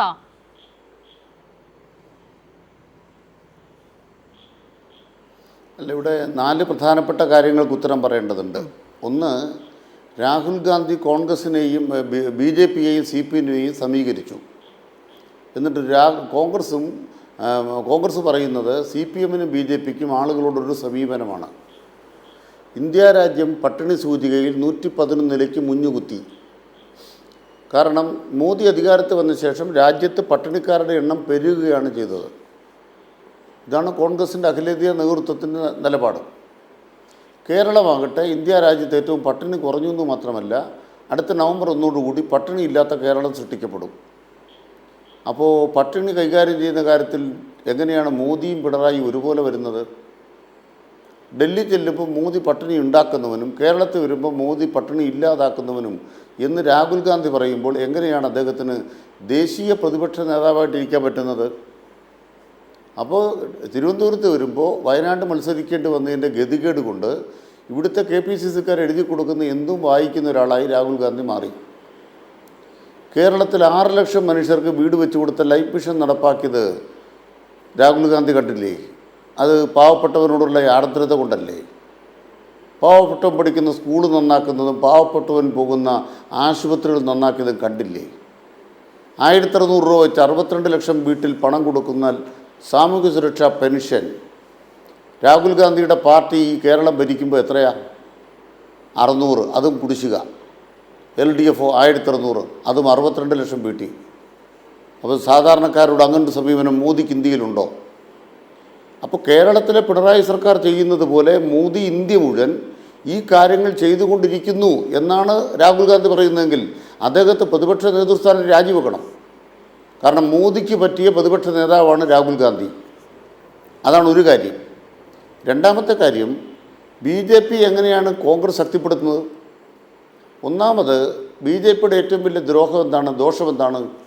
അത് മതരാഷ്ട്രീയം കൈകാര്യം ചെയ്യുന്നു. ഹിന്ദു മതത്തെ അടിസ്ഥാനപ്പെടുത്തി ഒരു രാഷ്ട്രീയ പാർട്ടി ഉണ്ടാക്കുന്ന തട്ടിപ്പാണ്, ഹിന്ദുത്വ രാഷ്ട്രീയമെന്ന തട്ടിപ്പാണ് ബി.ജെ.പിയുടേത്. കോൺഗ്രസ് എന്താ ചെയ്യുന്നത്? ഇന്ത്യൻ യൂണിയൻ മുസ്ലിം ലീഗുമായിട്ട് കൂട്ടുകൂടുന്നു. എന്തിനാണ് ഇന്ത്യൻ യൂണിയൻ മുസ്ലിം ലീഗുമായിട്ട് കൂട്ടുകൂടുന്നത്? ഇടതുപക്ഷത്തെ അധികാരത്തിൽ നിന്ന് പുറത്താക്കാൻ. അല്ല, ഇന്ത്യൻ യൂണിയൻ മുസ്ലിം ലീഗിൻ്റെ നയം ഇന്ത്യ മുഴുവൻ കോൺഗ്രസിന് അംഗീകരിക്കാൻ പറ്റുമോ? ഇന്ത്യയിലെ എല്ലാ സംസ്ഥാനങ്ങളിലും ഈ ലീഗുമായിട്ട് കോൺഗ്രസിന് കൂട്ടുണ്ടോ? നിങ്ങൾ ഇന്ത്യ മുഴുവൻ കണക്കെടുത്തേ. രണ്ടാമത്തെ കാര്യം, ഇപ്പം ഇന്ത്യൻ യൂണിയൻ മുസ്ലിം ലീഗിൻ്റെ കോണി വെച്ചാലും കോൺഗ്രസ് കയറില്ല മുകളിലേക്ക്. ആ കോണി ദ്രവിച്ചു പോയി. ആ കോണി വെച്ചാലും ദ്രവിച്ചത് കൊണ്ടാണ് ജമാഅത്തെ ഇസ്ലാമിയെ കൊണ്ട് പെയിൻ്റ് അടിപ്പിച്ചിരിക്കുന്നത്. UDFന് ജമാഅത്തെ ഇസ്ലാമിയെ കൊണ്ട് പെയിൻ്റ് അടിപ്പിക്കുന്നു.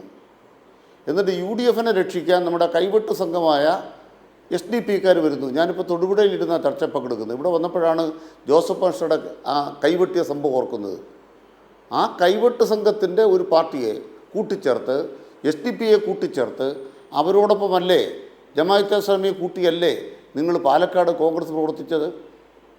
SDP-യെയും ജമാഅത്തെ ഇസ്ലാമിയും മുസ്ലിം ലീഗ് നയിക്കുന്ന ഒരു UDF തകർന്ന് തരിപ്പണമായിട്ട് അവരെല്ലാം കൂടെ വേറെ പാർട്ടികളിലേക്കും ഒക്കെ പോകാൻ പോകുന്നു. പാലോട് പറയുന്നത് ഏത് രാഷ്ട്രീയത്തെക്കുറിച്ചാണ്? അതാണ് പ്രശ്നം. മൂന്നാമത്തതാണ് ഇവിടെ പ്രചരിപ്പിക്കുന്നൊരു നുണ. എന്താണ് നുണ? നുണ തൃശ്ശൂർ പൂരം കലക്കിയോ? തൃശ്ശൂർ പൂരം കലക്കാൻ ശ്രമിച്ചു എന്നുള്ളതാണ് സത്യം. അതുപോലൊരു സത്യമുണ്ട്, തൃശ്ശൂർ പൂരം കലക്കുന്നതിൽ വിജയിച്ചില്ല, സുരേഷ് ഗോപി വിജയിച്ചില്ല, RSS വിജയിച്ചില്ല. അതാണ് സത്യം. എന്താ തൃശ്ശൂർ പൂരത്തിനുണ്ടായ പ്രശ്നം? ഇത്തവണത്തെ തൃശ്ശൂർ പൂരം മാതൃകാപരമായിരുന്നു, എല്ലാവരും സമ്മതിക്കുന്നുണ്ട്. കഴിഞ്ഞ തവണത്തെ തൃശ്ശൂർ പൂരത്തിൻ്റെ പ്രശ്നം എന്താണ്? അവിടെ നിയോഗിക്കപ്പെട്ട പോലീസ് എന്ന് പറയുന്നത് തെരഞ്ഞെടുപ്പ് കമ്മീഷൻ്റെ നിയന്ത്രണത്തിലുള്ള പോലീസാണ്.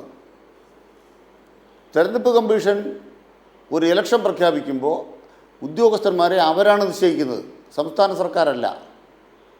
അപ്പോൾ സംസ്ഥാന സർക്കാർ നിയോഗിച്ചിട്ടില്ല തൃശ്ശൂരിലെ പോലീസിനെ ആ ഘട്ടത്തിൽ. ജനപ്രതിനിധികൾക്കൊരു കോൺഫറൻസ് വിളിക്കാൻ അധികാരമില്ല തൃശ്ശൂർ പൂരം നടക്കുന്ന കാലത്ത്, സുരേഷ് ഗോപി ഇടപെടൽ നടത്തുന്ന കാലത്ത്. ഇത് നിങ്ങൾ മറന്നുപോയോ? മന്ത്രി കെ രാജന് പോലീസ് ഉദ്യോഗസ്ഥന്മാരുടെ ഒരു മീറ്റിംഗ് വിളിച്ചു കൂട്ടാൻ അവകാശം ഉണ്ടായിരുന്നു. തെരഞ്ഞെടുപ്പ് ചട്ടങ്ങളുടെ ലംഘനമാവില്ലേ? അപ്പോൾ എന്താ സംഭവിക്കുന്നത്? ആ പോലീസിൻ്റെ മേലെ നിയന്ത്രണം ഉണ്ടായിരുന്നത് ആർക്കാണ്? തെരഞ്ഞെടുപ്പ് കമ്മീഷനായിരുന്നു. അടുത്തത്, തൃശ്ശൂർ പൂരത്തിന് എന്താണ് കഴിഞ്ഞ കൊല്ലം സംഭവിച്ചത്? വെളുപ്പിനെ ഒരു 4 മണിക്കോ 5 മണിക്കോ നടക്കേണ്ട വെടിക്കെട്ട് നീണ്ടുപോയി. സത്യമാണ്. അതൊഴിച്ച് തൃശ്ശൂർ പൂരത്തിൻ്റെ ഏത് ചടങ്ങാണ് മുടങ്ങിയത്? തൃശ്ശൂർ പൂരം കലക്കി എന്ന് പറയാൻ ഒത്തിരി പേരുണ്ട്. എന്താണ് കലങ്ങിയത്? ഞാൻ ഈ ചർച്ചയിൽ ആധികാരികമായിട്ട് കൺഫ്രണ്ട് ചെയ്യുകയാണ്. അതുകൊണ്ട് CPM-ന് വേണ്ടി ഞാൻ പറയുകയാണ്, ലോക്സഭാ തെരഞ്ഞെടുപ്പിൻ്റെ ഘട്ടത്തിൽ പോലീസ് ഇലക്ഷൻ കമ്മീഷൻ്റെ കയ്യിലിരുന്ന ഘട്ടത്തിൽ ഇലക്ഷൻ കമ്മീഷൻ ഉപയോഗിക്കുന്ന BJP സംവിധാനത്തിൻ്റെ ഭാഗമായി സുരേഷ് ഗോപിക്ക് അനുകൂലമായി എന്തെങ്കിലും നിലപാടുണ്ടായിട്ടുണ്ടോ? ഉണ്ടെങ്കിൽ അവരങ്ങ് എടുത്താൽ മതി. അതിൻ്റെ ഒന്നും പാപഭാരം CPM-ൻ്റെയും LDF-ൻ്റെയും തലയെ കെട്ടിവെക്കണ്ട. അവിടെ ആ പോലീസിനെ നിയന്ത്രിക്കാൻ കെ രാജൻ അടക്കമുള്ള മന്ത്രിമാർക്ക് സാധിക്കുമായിരുന്നില്ല എന്ന് സത്യം എല്ലാവർക്കും അറിയാം. 3, വെടിക്കെട്ട് താമസിപ്പിച്ചു എന്നുള്ള സത്യമാണ്. അതൊഴിച്ചൊരു ചുക്കും ചെയ്യാൻ സുരേഷ് ഗോപി സംഘത്തിനായില്ല എന്നുള്ളതാണ് യാഥാർത്ഥ്യം. 4ാമത്തെ പ്രധാനപ്പെട്ട കാര്യം എന്താണ്? ആ പൂരം കലക്കലിൽ ഒരു ഭാഗം കോൺഗ്രസിനുണ്ട്. ഇതാണ് കാരണം. പൂരം നിർത്തിവെക്കാൻ തീരുമാനിച്ച കമ്മിറ്റിയുടെ ഒരു പ്രധാനപ്പെട്ടയാൾ കോൺഗ്രസിൻ്റെ മണ്ഡലം പ്രസിഡൻറ്റും അവിടുത്തെ നഗരസഭയുടെ കൗൺസിലറുമാണ്. അപ്പോൾ കോൺഗ്രസ് എന്ത് നിലപാട് സ്വീകരിച്ചു? അദ്ദേഹത്തിൻ്റെ പ്രിയപ്പെട്ട കൗൺസിലറായ കോൺഗ്രസ് നേതാവിനോട് പൂരം കലക്കരുത് എന്ന് കോൺഗ്രസ് പറഞ്ഞോ? അപ്പോൾ കോൺഗ്രസും BJP-യും ചേർന്നാണ് കലക്കാൻ നോക്കിയത്. മുഴുവൻ കലക്കാൻ പറ്റിയില്ല. വെടിക്കെട്ട് നീണ്ടുപോയി. വെടിക്കെട്ട് തീർന്നപ്പോൾ 7 മണി 7:15. വെടിക്കെട്ട് തുടങ്ങിയപ്പോൾ 5:50. ഇതാണ് യാഥാർത്ഥ്യം. അതൊഴിച്ച് അന്ന് ഉച്ചയ്ക്ക് 12:30 1 മണിയായപ്പോൾ ഉപചാരം പിരിയുന്നത് വരെ ഏത് ചടങ്ങാണ് നടക്കാതെ വന്നത്? നമ്മുടെ നാട്ടിലെ കുറേ പത്രക്കാരും ചാനലുകാരുമുണ്ട്. പൊതുബോധ നിർമ്മിതിക്ക് വേണ്ടി ആഖ്യാനങ്ങൾ ഉണ്ടാക്കുന്നു. ഇവിടുത്തെ ചർച്ചയിൽ ബഹുമാനപ്പെട്ട കോൺഗ്രസിൻ്റെ പ്രതിനിധി പറഞ്ഞു, ഭരണവിരുദ്ധ വികാരമാണ്. എന്തിന് ഭരണവിരുദ്ധ വികാരം ഉണ്ടാകണം? എന്തിന് കേരളത്തിലെ LDF-നോട് ഭരണവിരുദ്ധ വികാരം ഉണ്ടാകണം? LDF അധികാരത്തിൽ വന്ന് 9 കൊല്ലക്കാലം കൊണ്ട് കേരളത്തിലെ പഴയ സ്കൂൾ കെട്ടിടങ്ങൾ മുഴുവൻ പൊളിച്ചു മാറ്റിയിട്ടില്ല. പക്ഷേ പഴയ സ്കൂൾ കെട്ടിടങ്ങളുടെ സ്ഥാനത്ത് പുതിയ കെട്ടിടങ്ങൾ ഉയർന്നു വരുന്നു. അത് പൂർത്തിയായിക്കൊണ്ടിരിക്കുന്നു.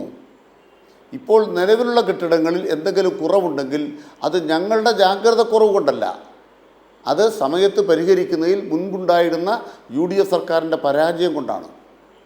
അത് പരിഹരിക്കാൻ ഞങ്ങൾ ഉണ്ടാക്കിയ കിബി എന്ന് പറയുന്ന സംവിധാനത്തെ കേന്ദ്ര സർക്കാർ തകർക്കുന്നു. അപ്പം ആരോടാണ് ഭരണവിരുദ്ധ വികാരം ഉണ്ടാകേണ്ടത്? ഇപ്പം തന്നെ മുണ്ടക്കൈ ചൂരൽമര ദുരന്തത്തിൽ അവിടുത്തെ ആളുകളെ സഹായിക്കാൻ സർക്കാർ നല്ല സംവിധാനം ഒരുക്കുന്നു. ടൗൺഷിപ്പ് വരുന്നു. കോൺഗ്രസ്സുകാർ കാശ് പിരിച്ചു. എവിടെ പോയി? ഇപ്പോൾ പിരിച്ചവനെ കാണുന്നില്ല. യൂത്ത് കോൺഗ്രസിൻ്റെ കമ്മിറ്റിയിൽ പിരിച്ചതിൻ്റെ കണക്ക് ചോദിച്ചപ്പോൾ കണക്ക് ചോദിച്ചവരെല്ലാം പുറത്താക്കി. പിരിച്ചവനെ കാണുന്നില്ല. പിരിച്ചയാൾ പറയുകയാണ് ഞങ്ങൾ KPCCയെ മാതൃകയാക്കും. അപ്പോൾ KPCCയുടെ അവസ്ഥ എന്താണ്? KPCCക്ക് ഒരു ആപ്പ് ഉണ്ടായിരുന്നു, ആപ്പും കാണാനില്ല. എത്ര പിരിച്ചെന്ന് പ്രതിപക്ഷ നേതാവിന് അറിയത്തില്ല. സ്ഥലം വാങ്ങിച്ചിട്ടില്ല. രാഹുൽ ഗാന്ധിയുടെ 100 വീട് എവിടെ പോയി? അതും കാണാനില്ല. കർണാടക സർക്കാർ 100 വീട് കൊടുക്കുമെന്ന് പറഞ്ഞു, അതും കാണാനില്ല. ജൂലൈ 31-ാം തീയതി മുമ്പ് അതിൻ്റെ വാർഷികമാകും. എന്തു ചെയ്തു കേരളത്തിലെ പ്രതിപക്ഷം? തിരുവഞ്ചൂർ രാധാകൃഷ്ണൻ പറഞ്ഞ പോലെ ഇനിയൊരു പ്രളയം, ഇനിയൊരു വരൾച്ച, ഇനിയൊരു കോവിഡ്, മഹാമാരികൾ, ഇങ്ങനെ എവിടെങ്കിലും പഴയൊരു കെട്ടിടം ഇടിഞ്ഞ് വീണാൽ നിങ്ങൾ എന്ത് ചെയ്തു കോൺഗ്രസ് ഒന്ന് ആലോചിക്കണ്ടേ? നമ്മുടെ കരുനാഗപ്പള്ളിയിൽ കാർത്തികപ്പള്ളിയിൽ ഒരു സ്കൂളിൻ്റെ കെട്ടിടം മഴയത്ത് രാത്രിയിൽ ഇടിഞ്ഞു, സത്യം. അവിടെ തൊട്ടടുത്ത് വലിയ കെട്ടിടം പണിതിട്ടുണ്ട്. അതിൽ വൈദ്യുതിയുടെ തടസ്സമുണ്ടായിരുന്നു. അവിടെ വൈദ്യുതിയുടെ കണക്ഷൻ്റെ തടസ്സം വന്നപ്പോൾ ആ സ്കൂൾ പ്രവർത്തനത്തിന് പ്രതിസന്ധി വന്നു. ഈ സ്കൂളിൻ്റെ ഒരു ഭാഗം തകർന്നു എന്നുള്ള സത്യം. പക്ഷെ സ്കൂൾ അപ്പുറം നടക്കുന്നുണ്ട്. 10:10 ആയപ്പോൾ സ്കൂളിലേക്ക് ജാഥയായിട്ട് വന്ന UDF എന്ത് ചെയ്തു? ഗേറ്റ് തള്ളി തുറന്ന് അകത്തോട്ട് കയറി. അവിടെ ഉണ്ടാക്കി വെച്ച ഭക്ഷണത്തിനകത്ത് മണ്ണ് വാരിയിട്ടു. വിമോചന സമരകാലത്തെ ലജ്ജിപ്പിക്കുന്ന വിധമുള്ള കോപ്രായമല്ലേ കോൺഗ്രസും UDF കേരളത്തിൽ കാണിച്ചുകൊണ്ടിരിക്കുന്നത്? നിങ്ങൾക്ക് അസ്വസ്ഥതയാണ്, നിങ്ങൾക്ക് ഭ്രാന്താണ്. പാലോട് രവി പറഞ്ഞ വെളിപ്പെടുത്തൽ വന്നതോടുകൂടി ഇനിയും ഈ ഭ്രാന്ത് പലതവണ ആവർത്തിക്കാൻ പോവാണ്, വർദ്ധിക്കാൻ പോവാണ്. അതാണിപ്പോൾ കണ്ടുകൊണ്ടിരിക്കുന്നത്. പാലോട് രവി പറഞ്ഞൊരു യാഥാർത്ഥ്യം ഇവിടെ അസിത ചോദിച്ചൊരു ചോദ്യമുണ്ടല്ലോ. ബഹുമാനപ്പെട്ട KPC പ്രസിഡന്റ് നടപടിയെടുക്കും എന്ന് പാലോട് രവിയുടെ പേരിൽ നടപടിയെടുക്കുമെന്ന് മാധ്യമങ്ങളോട് പറഞ്ഞത് എന്തിനാണ്? സണ്ണി ജോസഫ് പാലോട് രവിയുടെ പേരിൽ നടപടിയെടുക്കുമെന്ന് പറയുന്നത് ഏത് കുറ്റത്തിനാണ്? അതാണ് നിങ്ങൾ ഈ ചർച്ചയിൽ വ്യക്തമാക്കേണ്ടത്. ഓക്കെ, ഞാൻ പറയാം. ശ്രീ എസ് സജീവൻ, അത് ഏറ്റവും പ്രധാനപ്പെട്ട കാര്യം കൂടിയാണ്. എന്ത് കാര്യത്തിനാണ്, എന്ത് കുറ്റത്തിനാണ് അദ്ദേഹത്തിനെതിരെ നടപടിയെടുത്തത്? പാലോട് രവിയുടെ വായിൽ നിന്നും ഇങ്ങനെയൊരു വാക്ക് വീഴാൻ കാത്തിരിക്കുകയായിരുന്നു എന്നുള്ളതാണ് ഏറ്റവും പ്രധാനപ്പെട്ട ചോദ്യം. പക്ഷേ ഞാൻ മനസ്സിലാക്കുന്നത് പ്രകാരം മാസങ്ങൾക്ക് മുൻപേ നടന്നൊരു ടെലിഫോൺ സംഭാഷണമാണിത്. അത് ഈ ഘട്ടത്തിൽ കൃത്യമായ ലക്ഷ്യത്തോടു കൂടി അതിൻ്റെ ഏറ്റവും കൃത്യമായ ഭാഗം മാത്രം കട്ട് ചെയ്ത് പ്രചരിപ്പിച്ചവർ ആരാണ്? അവരുടെ ലക്ഷ്യം എന്തായിരുന്നു? അങ്ങനെ അത് പ്രചരിപ്പിക്കുന്നു, ചർച്ചയാകുന്നു. മിനിറ്റുകൾക്കകം, മണിക്കൂറുകൾക്കകം KPCC അധ്യക്ഷൻ പറയുകയാണ്, അടിവരയിടുകയാണ്, നടപടി ഉണ്ടാകുമെന്നുള്ളത്. നടപടി വരുന്നു. അടുത്ത ദിവസം പകൽ നമ്മൾ കാണുന്നത് ആ മേഖലയിലൊന്നാകെ ലഡുവും ജിലേബിയും ഒക്കെ വിതരണം ചെയ്യുന്നതാണ്. അപ്പോൾ ഇതിന് പിന്നിലൊരു തിരക്കഥയുണ്ടായിരുന്നോ? പാലോട് രവി ഇങ്ങനെ പറയുമെന്നും അത് പ്രചരിപ്പിക്കണമെന്നും ഇങ്ങനെ തന്നെയൊക്കെ ഉണ്ടാക്കണമെന്നും ആരുടെയൊക്കെയോ തീരുമാനമായിരുന്നോ?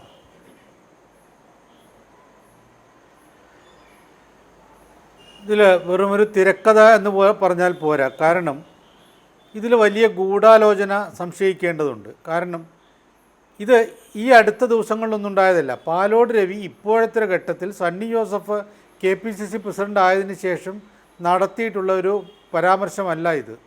അദ്ദേഹം പരസ്യമായി നടത്തിയിട്ടുള്ള പരാമർശമല്ല എന്നുള്ള കാര്യം നമുക്ക് എല്ലാവർക്കും അറിയാം.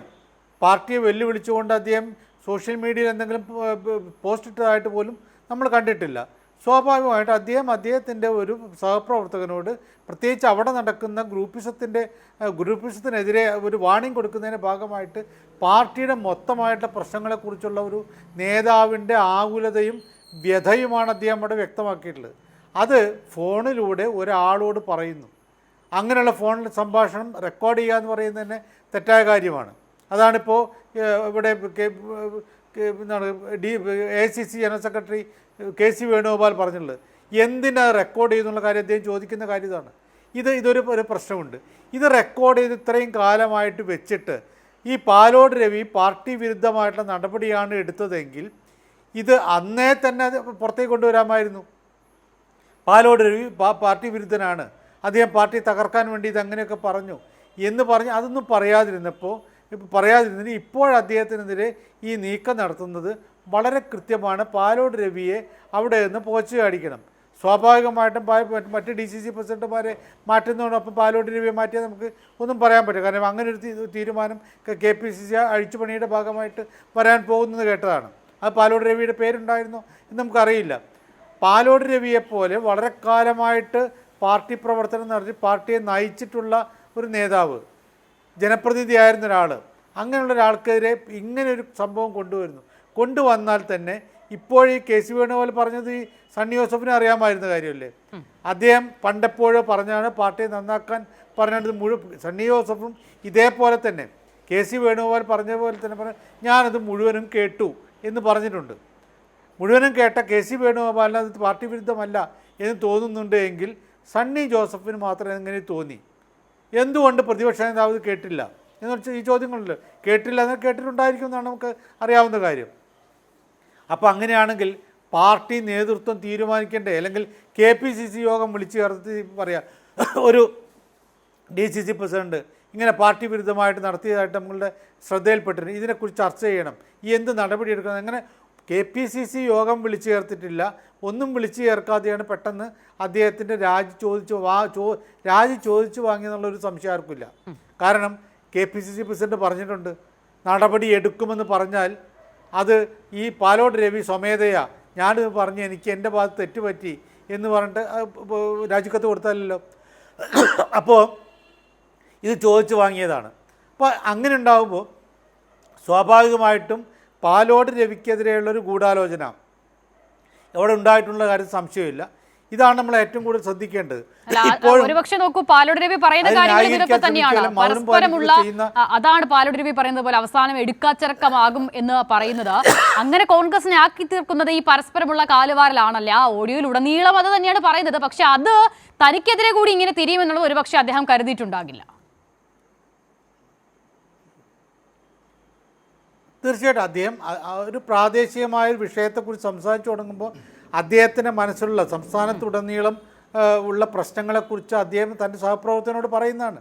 അങ്ങനെ സംഭവിച്ചു കഴിഞ്ഞാൽ പാർട്ടി തകർന്നു പോകും, പാർട്ടി ഇവിടെ ഇല്ലാതായി തീരുമെന്ന് ഒരു സങ്കടമാണ്, വ്യഥയാണ് അവിടെ പാലോട് രവി പ്രകടിപ്പിക്കുന്നത്. അതിന് മനസ്സിലാക്കരുത്. അതാണ് ഈ പ്രശ്നങ്ങൾ ഇപ്പോൾ നേരത്തെ ഇവിടെ റജി ചോദിച്ച ചോദ്യമുണ്ടല്ലോ, CPM-ൻ്റെ സമ്മേളനങ്ങളിൽ ബ്രാഞ്ച് മുതൽ മുകൾ തട്ടിൽ വരെ സമ്മേളനങ്ങളിൽ വിമർശനം, അത് വിമർശനത്തിന് വേണ്ടിയിട്ടാണ് പാർട്ടി സമ്മേളനം നടക്കുന്നത്. അവിടെ വിമർശനങ്ങൾ ഉണ്ടാകണം, അല്ലാതെ പാർട്ടി സമ്മേളനം നടന്നിട്ട് കാര്യമില്ല. ആ വിമർശനം ഉണ്ടായാൽ മാത്രമേ അതിൽ തിരുത്തലുകൾ വരൂ. അത് പാർട്ടിയെ തകർക്കാൻ വേണ്ടി നടക്കുന്ന ഒരു നടപടിയല്ല. എന്തുകൊണ്ട് അവിടെ നടപടി ഉണ്ടായില്ല എന്നുള്ള ചോദ്യം അവിടെ അപ്രസക്തമാണ്. ഇവിടെ പാലോട് രവി ഇതേപോലെയുള്ള ഈ പാർട്ടി സമ്മേളനങ്ങളില്ലാത്തൊരു പാർട്ടി ആയതുകൊണ്ട് സ്വാഭാവികമായിട്ട് അദ്ദേഹം തൻ്റെ വ്യത എവിടെയെങ്കിലും പറയണം എന്നുള്ളതുകൊണ്ട് ഒരു പ്രവർത്തകൻ നിങ്ങൾ ചോദിച്ചപ്പോൾ അത് പറഞ്ഞു. അപ്പോൾ എന്താ വേണ്ടത്? ഈ വിഷയം വെച്ചുകൊണ്ട് നടപടിയിലേക്ക് ഇപ്പോൾ പോകുന്നതിന് പകരം ചർച്ച ചെയ്യലേ വേണ്ടത്. ഇനി അതിനേക്കാൾ വലുത് മുരളീധരനെ പോലൊരു നേതാവ്, പാർട്ടിയുടെ ഒരു സ്ഥാനത്തും ഇല്ലാത്ത വെറും ഒരു MP മാത്രമായിട്ടുള്ള മുരളീധരനെ പോലൊരു നേതാവ് പാർട്ടി പ്രവർത്തക സമിതി അംഗത്തിനെതിരെ ഇവിടെ അടക്കാൻ സമ്മതിക്കില്ല, കാലുകുത്താൻ സമ്മതിക്കില്ല എന്ന് പറഞ്ഞിട്ട് എന്ത് നടപടിയെടുത്തു? ഏറ്റവും പ്രധാനപ്പെട്ട ചോദ്യമാണ്, ഞാൻ അതിലേക്ക് വരുന്നുണ്ട്. ശ്രീ ബി റജി, അങ്ങനെ ഇവിടെ പാർട്ടിയെ അപമാനിക്കലും അപകീർത്തിപ്പെടുത്തലും ഒക്കെയാണ് നടപടിക്ക് ആധാരമായ വിഷയമെങ്കിൽ ദേശീയ തലത്തിലടക്കം ഓടി നടന്ന പാർട്ടി അപകീർത്തിപ്പെടുത്തുന്ന തരൂരിനെതിരെ ഒരു നടപടിയും ഒരു വിമർശനം പോലും ആധികാരികമായി ഉണ്ടാകാത്തത് എന്ത് എന്നുള്ള ഒരു ചോദ്യം. ഇപ്പോൾ ശ്രീ എ സജീവൻ പറഞ്ഞതുപോലെ അങ്ങനെ ഒരു പ്രവർത്തക സമിതി അംഗത്തിനെ ഈ നിലയിൽ വിമർശിക്കുന്ന ആക്ഷേപിക്കുന്ന ആളുകൾക്കെതിരെ ഒരു നടപടിയും ഉണ്ടാകാത്തത് എന്തുകൊണ്ടെന്നുള്ളത് രണ്ടാമത്തെ ചോദ്യം. നോക്കൂ, ശ്രീ ശശി തരൂർ അദ്ദേഹത്തിനെതിരെ നടപടിയെടുക്കുന്നത് സംബന്ധിച്ച കാര്യങ്ങൾ പലപ്പോഴും ഉയർന്നു ഉള്ളപ്പോൾ അത് സംബന്ധിച്ച് കോൺഗ്രസ് നേതൃത്വം അതിൻ്റെ വ്യക്തമായ ഒരു മറുപടി നൽകിയിട്ടുണ്ട്. അതായത് അദ്ദേഹം കോൺഗ്രസിൻ്റെ പരമോന്നത സമിതിയായ പ്രവർത്തക സമിതിയിലെ അംഗമാണ്. അദ്ദേഹത്തിനെതിരെ നടപടി സ്വീകരിക്കാനുള്ള ബാധ്യതയോ അല്ലെങ്കിൽ നടപടി സ്വീകരിക്കണമെങ്കിൽ അങ്ങനെ അവർ ചിന്തിക്കുന്നെങ്കിൽ അദ്ദേഹവും ഭാഗമായിട്ടുള്ള പ്രവർത്തക സമിതിയാണ് അത് ചെയ്യേണ്ടത്. ഞാൻ ആ വിഷയത്തിലേക്ക് കടക്കുന്നില്ല. പ്രവർത്തക സമിതിയാണ് എടുക്കേണ്ടത്. അല്ല, അങ്ങനെയാണെങ്കിൽ നോക്കൂ, ശരി, കേരളത്തിലെ നേതാക്കൾക്ക് മാത്രം അല്ലല്ലോ തരൂർ പരിക്കേൽപ്പിക്കുന്നത്, കേരളത്തിൽ മാത്രമല്ലല്ലോ തരൂർ ഈ പറയുന്നത്, ദേശീയ തലത്തിലടക്കം ദേശീയ മാധ്യമങ്ങളിലടക്കം തരൂർ നിരന്തരം ലേഖനം എഴുതുകയല്ലേ. തരൂരിനെ തൊടാനേ സാധിക്കുന്നില്ലല്ലോ പാർട്ടിയുടെ ഒരു സമുന്നതമായ കോറത്തിനും. അതെന്താണ്? അത് അത് ഹൈക്കമാൻഡ് അല്ലേ നിശ്ചയിക്കേണ്ടത്? അത് തന്നെയാണ് ചോദിച്ചത്. അതിന് സംസ്ഥാന നേതൃത്വത്തിന് അദ്ദേഹത്തിനെതിരെ നടപടി എടുക്കാനോ അല്ലെങ്കിൽ അത് സംബന്ധിച്ച് സംവിധാനത്തെ മുഴുവനെ കുറിച്ചാണ് ചോദിക്കുന്നത് ശ്രീ ബി റജി, അല്ലാതെ VD സതീശനെ കുറിച്ചല്ല ചോദിക്കുന്നത്. അതെ, ഞാൻ പറഞ്ഞില്ലേ, അദ്ദേഹം കോൺഗ്രസിന്റെ പ്രവർത്തക സമിതിയിലെ അംഗമാണ്. അദ്ദേഹം പറയുന്നത് കോൺഗ്രസിൻ്റെ അനുകൂലമായിട്ടാണോ പ്രതികൂലമായിട്ടാണോ അല്ലെങ്കിൽ എന്തെങ്കിലും നടപടി സ്വീകരിക്കണമോ എന്നുള്ള കാര്യങ്ങൾ ചർച്ച ചെയ്യേണ്ടത് അതിനുള്ള വേദി ഇവിടെ സംസ്ഥാനമല്ല എന്നുള്ളത് മനസ്സിലാക്കണം. ഇവിടെ ബഹുമാനായ കേരളത്തിന് പുറത്തു പോയി എന്ന് പറഞ്ഞാൽ പ്രശ്നം ഉണ്ടാകില്ലല്ലേ? അപ്പോൾ അവർ ദേശീയ നേതാവും ആകുമല്ലേ? ദേശീയ നേതാക്കൾ പറഞ്ഞാൽ പ്രശ്നമില്ല. നോക്കൂ, അതൊക്കെ ഈ ധാർമ്മികതയെന്നും ഈ നിൽക്കുന്ന പ്രസ്ഥാനത്തിനോട് പ്രതിബദ്ധത കാണിക്കുകയും ഒക്കെ ചെയ്യുന്നത് മനുഷ്യന് എന്താണ് അവൻ്റെ ധാർമ്മികതയുടെയും അവൻ്റെ വ്യക്തിത്വത്തിൻ്റെയും ഒക്കെ ഭാഗമാണ്. താൻ നിൽക്കുന്ന പ്രസ്ഥാനത്തെ അപകീർത്തിപ്പെടുത്തുകയോ അല്ലെങ്കിൽ എതിരാളികൾക്ക് അതിനെ വിമർശിക്കാൻ അവസരമുണ്ടാക്കി കൊടുക്കുകയോ ഒക്കെ ചെയ്യുന്നത് നമ്മുടെ പ്രത്യേകിച്ച് കേരളക്കരയെ സംബന്ധിച്ച് കേരളത്തിലെ സാധാരണ പാർട്ടി പ്രവർത്തകർക്കായാലും ഏതെങ്കിലും ഒരു പ്രസ്ഥാനത്തിൽ വിശ്വസിക്കുന്നവർക്കായാലും ഉൾക്കൊള്ളാനാവാത്ത കാര്യമാണ്. കാര്യമാണ്. അല്ല, അത് ഇപ്പോൾ നിൽക്കുന്ന പ്രസ്ഥാനത്തെ വിമർശിക്കുന്നതിനകത്തെ ധാർമ്മികത തരൂരിന് മാത്രമല്ലല്ലോ, പാലോട് രവിക്ക് ബാധകമാകണമായിരുന്നല്ലോ. നോക്കൂ, ഞാൻ ചോദിക്കട്ടെ, ഞാൻ ഒരു കാര്യം അസിതോട് ചോദിക്കട്ടെ. ഇവിടെ CPM-ന്റെ പാർട്ടി ഓഫീസ് നോക്കൂ, AKG സെൻറ്ററിന് അതിന് തൊട്ടടുത്തായിട്ട് വെച്ചിരിക്കുന്ന ആ ബിൽഡിങ്ങിൻ്റെ ഉദ്ഘാടനം നടത്തിയത് ആരാണ്? CPM-ന്റെ പരമോന്നത ജനറൽ സെക്രട്ടറി നിൽക്കുമ്പോൾ ഇവിടെ അത് ഉദ്ഘാടനം ചെയ്തത് ആരാണ്? അപ്പോൾ പാർട്ടിയിൽ അതിനനുസരിച്ച് കാലാകാലങ്ങളിൽ അത്തരത്തിലുള്ള ചില കാര്യങ്ങളൊക്കെ വരും. ഇവിടെ ബഹുമാനായ അനിൽകുമാർ ഒരു കാര്യം അദ്ദേഹം നോക്കൂ, എന്ത് ലോജിക്കുള്ള ഒരു മറുപടിയാണ് താങ്കൾ ഇപ്പോൾ പറഞ്ഞത് എനിക്ക് മനസ്സിലായില്ല.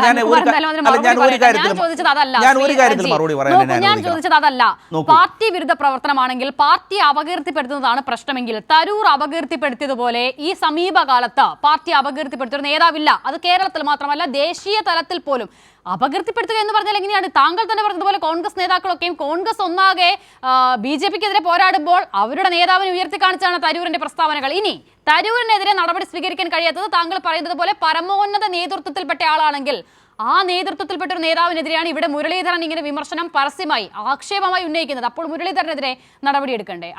അത് സംസ്ഥാനത്തിന് തീരുമാനിക്കാമല്ലോ, അല്ലേ? KPCCക്ക് തീരുമാനിക്കാമല്ലോ. നോക്കൂ, പിന്നെ എന്താണ് കോൺഗ്രസിൻ്റെ പരമോന്നത സമിതിയായ വർക്കിംഗ് കമ്മിറ്റിയിലെ അംഗത്തിനെതിരെ അദ്ദേഹം പാർട്ടി വിരുദ്ധ പ്രവർത്തനം നടത്തിയിട്ടുണ്ടോ എന്ന് പരിശോധിക്കുകയോ അല്ലെങ്കിൽ അങ്ങനെ എന്തെങ്കിലും തെറ്റായ കാര്യങ്ങൾ ചെയ്തിട്ടുണ്ടോ എന്ന് കണ്ടെത്തുകയോ ചെയ്താൽ അത് സംബന്ധിച്ച് നടപടിയെടുക്കേണ്ടത് സംസ്ഥാന നേതൃത്വത്തിൻ്റെയോ അല്ലെങ്കിൽ സംസ്ഥാനത്തെ കോൺഗ്രസിനെയോ ചുമതലയിൽപ്പെടുന്ന വസ്തുതയല്ല. ഹൈക്കമാൻഡാണ് എടുക്കേണ്ടത്. ഹൈക്കമാൻഡ് ഉറക്കത്തിലായിരിക്കും. ശരി, ഹൈക്കമാൻഡ് ഉറങ്ങിക്കോട്ടെ. അങ്ങനെയാണെങ്കിൽ ശരി, ഹൈക്കമാൻഡ് ഉറങ്ങിക്കോട്ടെ, കുഴപ്പമില്ല. ഹൈക്കമാൻഡ് ഉറങ്ങുന്നത് കൊണ്ടാണ് ഈ രാജ്യത്ത് ഈ നിലയിൽ വർഗീയത ഇങ്ങനെ പിടിമുറുക്കിയതെന്നോട് താങ്കൾ മറക്കണ്ട. ശരി, ശരി,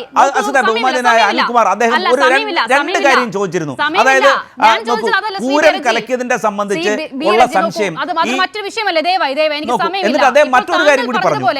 തരൂരിന്റെ വിഷയത്തിൽ നിലപാടെടുക്കേണ്ടത് ഹൈക്കമാൻഡാണ്. ഹൈക്കമാൻഡ് ഉറങ്ങിക്കോട്ടെ, ശരി, അങ്ങനെ തന്നെ ആയിക്കോട്ടെ, ഒരു പ്രശ്നവുമില്ല. അപ്പോൾ തരൂർ എന്ന പ്രവർത്തക സമിതി അംഗത്തെ നിരന്തരമായി ആക്ഷേപിക്കുന്ന മുരളീധരനെതിരെ നടപടിയെടുക്കേണ്ട KPCC മുറക്കമാണോ? ഞാൻ അതിന് മറുപടി പറയാം. അതിനെ നോക്കൂ, അഡ്വക്കേറ്റ് K അനിൽകുമാർ അദ്ദേഹം പറഞ്ഞു ഇവിടെ കേരളത്തിലെ ഉത്തരവാദിത്തപ്പെട്ട പ്രതിപക്ഷമായി പ്രവർത്തിക്കുന്ന കോൺഗ്രസിന് ഭ്രാന്താണ് എന്ന് പറഞ്ഞു. അത്തരത്തിലുള്ള പ്രയോഗങ്ങൾ ഒരു ജനാധിപത്യ രാജ്യത്ത് പ്രതിപക്ഷത്തിനെതിരെ പ്രയോഗിക്കേണ്ട വാക്കുകളാണോ എന്ന് അദ്ദേഹം സ്വയം ചിന്തിക്കുക. അത് എൻ്റെ ശക്തമായ പ്രതിഷേധം ഞാൻ അതിൽ രേഖപ്പെടുത്തുന്നു. രണ്ടാമത്തെ കാര്യം, തൃശ്ശൂർ പൂരം കലക്കുന്നതുമായി ബന്ധപ്പെട്ട് പൂരം കലക്കിയിട്ടില്ല എന്ന് അദ്ദേഹം വളരെ ശക്തമായി ഇവിടെ പരാമർശിക്കുകയുണ്ടായി. നമ്മുടെ ഉന്നയിക്കുന്ന ചോദ്യം അതല്ല. ഈ പൂരം കലക്കുന്നതിന് കൂട്ടുനിന്ന ADGP MR അജിത് കുമാർ അദ്ദേഹം 10 ദിവസത്തെ ഇടവേളയിൽ RSSന്റെ 2 പ്രമുഖ നേതാക്കളെ സന്ദർശിക്കുകയുണ്ടായി. അങ്ങനെ സന്ദർശനം നടത്തിയ ആ ADGP MR അജിത് കുമാറിനെതിരെ ഒരു തരത്തിലുള്ള നടപടിയും ചോദ്യമായി നിൽക്കട്ടെ. അനിൽകുമാർ മറുപടി പറയും. ഒരിക്കൽ കൂടി എന്റെ ചോദ്യത്തിന് താങ്കൾക്ക് മറുപടി ഉണ്ടോ? തരൂരിനെതിരെ നടപടി സ്വീകരിക്കേണ്ട ഹൈക്കമാൻഡ് ഉറക്കത്തിലാണ്. ശരി, എത്രയോ കാലമായി ഹൈക്കമാൻഡ് അങ്ങനെ തന്നെയാണ്, ഈ ചത്തതിനൊക്കുമേ ജീവിച്ചിരിക്കലും എന്നൊക്കെ പറഞ്ഞ അവസ്ഥയിൽ അതവിടെ നിൽക്കട്ടെ. അപ്പോൾ പ്രവർത്തക സമിതി അംഗത്തെ നിരന്തരം തെരുവിൽ ആക്ഷേപിക്കുന്ന മുരളീധരനെതിരെ നടപടി എടുക്കേണ്ടത് ആരാണ്? അതിനെങ്കിലും സാധിക്കുമോ? നോക്കൂ, ഞാൻ പറഞ്ഞില്ലേ, ഒരു പാർട്ടി ഫോറത്തിന് അതിൻ്റെതായ ഉത്തരവാദിത്തങ്ങളുണ്ട്. നോക്കൂ, സംസ്ഥാന സമ്മേളനം കൊല്ലത്ത് നടന്ന CPM-ന്റെ സംസ്ഥാന സമ്മേളനത്തിൽ നിന്ന് ഇറങ്ങിപ്പോയ A പത്മകുമാർ അദ്ദേഹം ഫേസ്ബുക്കിലൂടെ പറഞ്ഞ എന്താണ്? 52 വർഷം ചതി വഞ്ചന. അദ്ദേഹത്തിനെതിരെ എന്ത് നടപടി സ്വീകരിച്ചു? ഞാൻ ചോദിക്കുകയാണ്. അപ്പോൾ ഓരോ പാർട്ടിക്കും അതിൻ്റെതായിട്ടുള്ള ചില ഇന്റേണൽ മെക്കാനിസം ഉണ്ട്. അതനുസരിച്ചിട്ടാണ് അവർ പ്രവർത്തിക്കുന്നത്. ശരി. അപ്പോൾ അത്തരം ചില ഇന്റേണൽ മെക്കാനിസത്തിലെ ചില താല്പര്യങ്ങൾക്ക് പുറത്തായിരുന്നു പാലോട് രവി. ബാക്കിയുള്ളവരൊക്കെ താൽക്കാലികമായി അതിനകത്താണ്. ശരി, ശ്രീ അനിൽകുമാർ പറഞ്ഞ് അവസാനിപ്പിച്ചോളൂ. ചോദിക്കുന്നില്ല, സമയമില്ലാത്തതുകൊണ്ടാണ്. ഒരു ADGP അജിത് കുമാറിനെ വിളിച്ച് കുറേ നാളായി ഉപജീവനം നടത്താൻ തുടങ്ങിയിട്ട് നിങ്ങൾക്ക് നാണമില്ലേ? ഒരു സ്റ്റേഷനിലെ സബ് ഇൻസ്പെക്ടർ അവിടെയുള്ള RSSൻ്റെ ഏതെങ്കിലും ഒരു സ്ഥാനത്തിരിക്കുന്ന ഒരാളോട് വർത്തമാനം പറഞ്ഞാൽ ഏത് വകുപ്പിലാണ് ആ സബ് ഇൻസ്പെക്ടർ വഴി നടപടിയെടുക്കുന്നത്? RSSൻ്റെ ജില്ലാ കാര്യവാഹ് SP ആയിട്ട് സംസാരിച്ചു. SP-ക്കെതിരെ നടപടിയെടുക്കാൻ ഏത് ചട്ടമാണ് കേരള പോലീസിൻ്റെ ഏത് ചട്ടമാണ് അതിനനുവദിക്കുന്നത്? പ്രതിപക്ഷ പാർട്ടികളുടെ നേതാക്കളെ കാണത്തില്ലേ? ഭരണപക്ഷ പാർട്ടികളുടെ നേതാക്കളെ കാണത്തില്ലേ? RSS എന്ന് പറയുന്നത് ഇന്ത്യ ഭരിക്കുന്ന പാർട്ടിയുടെ മാതൃസംഘടനയാണ്. ആ നേതാക്കന്മാരെ RSകാരെ കണ്ടു കഴിഞ്ഞാൽ ഈ RSSൻ്റെ നേതാക്കന്മാരുടെ കാല് പിടിച്ചിട്ടാണ് IPSകാരും IASകാരും കേന്ദ്ര ഡെപ്യൂട്ടേഷനിൽ പല പണി നടത്തിക്കൊണ്ടിരിക്കുന്നത്. അതിനിവർ കാണാൻ പോവുകയും ചെയ്യുന്നതൊക്കെ പുതിയ കാര്യമാണോ? കോൺഗ്രസ്സുകാർ ഇന്ത്യ ഭരിച്ചുകൊണ്ടിരിക്കുമ്പോൾ എത്രയോ IASകാരും IPSകാരുമാണ് ഈ കോൺഗ്രസ് പാർട്ടിയുടെ തിണ്ണനിറങ്ങിയിട്ടുള്ളത്. ഇതെല്ലാം വെച്ചിട്ട് നടപടി എടുക്കാൻ പറ്റുമോ? നമ്മുടെ രാജ്യത്തിൻ്റെ സർവീസ് ചട്ടത്തിനകത്ത് അങ്ങനെ ഒരു വ്യക്തിപരമായി ഏതെങ്കിലും നേതാവിനെ മറ്റൊരു ഉദ്യോഗസ്ഥൻ ചെന്ന് കണ്ടാൽ നടപടിയെടുക്കാൻ വകുപ്പില്ല. പിന്നെ മറ്റൊരു കാര്യം, RSSുമായി തുറന്നിട്ട് ഏറ്റുമുട്ടുന്ന ഞങ്ങൾക്ക് ഇടനിലക്കാർ വേണ്ടതേ. എന്തിടനില? RSSനോട് എന്തിടനില? RSSുമായിട്ട് ചർച്ചയ്ക്ക് പോയ വീരന്മാർ കോൺഗ്രസിൻ്റെ കൂടെ ഉണ്ടല്ലോ, ജമാഅത്തെ ഇസ്ലാമി.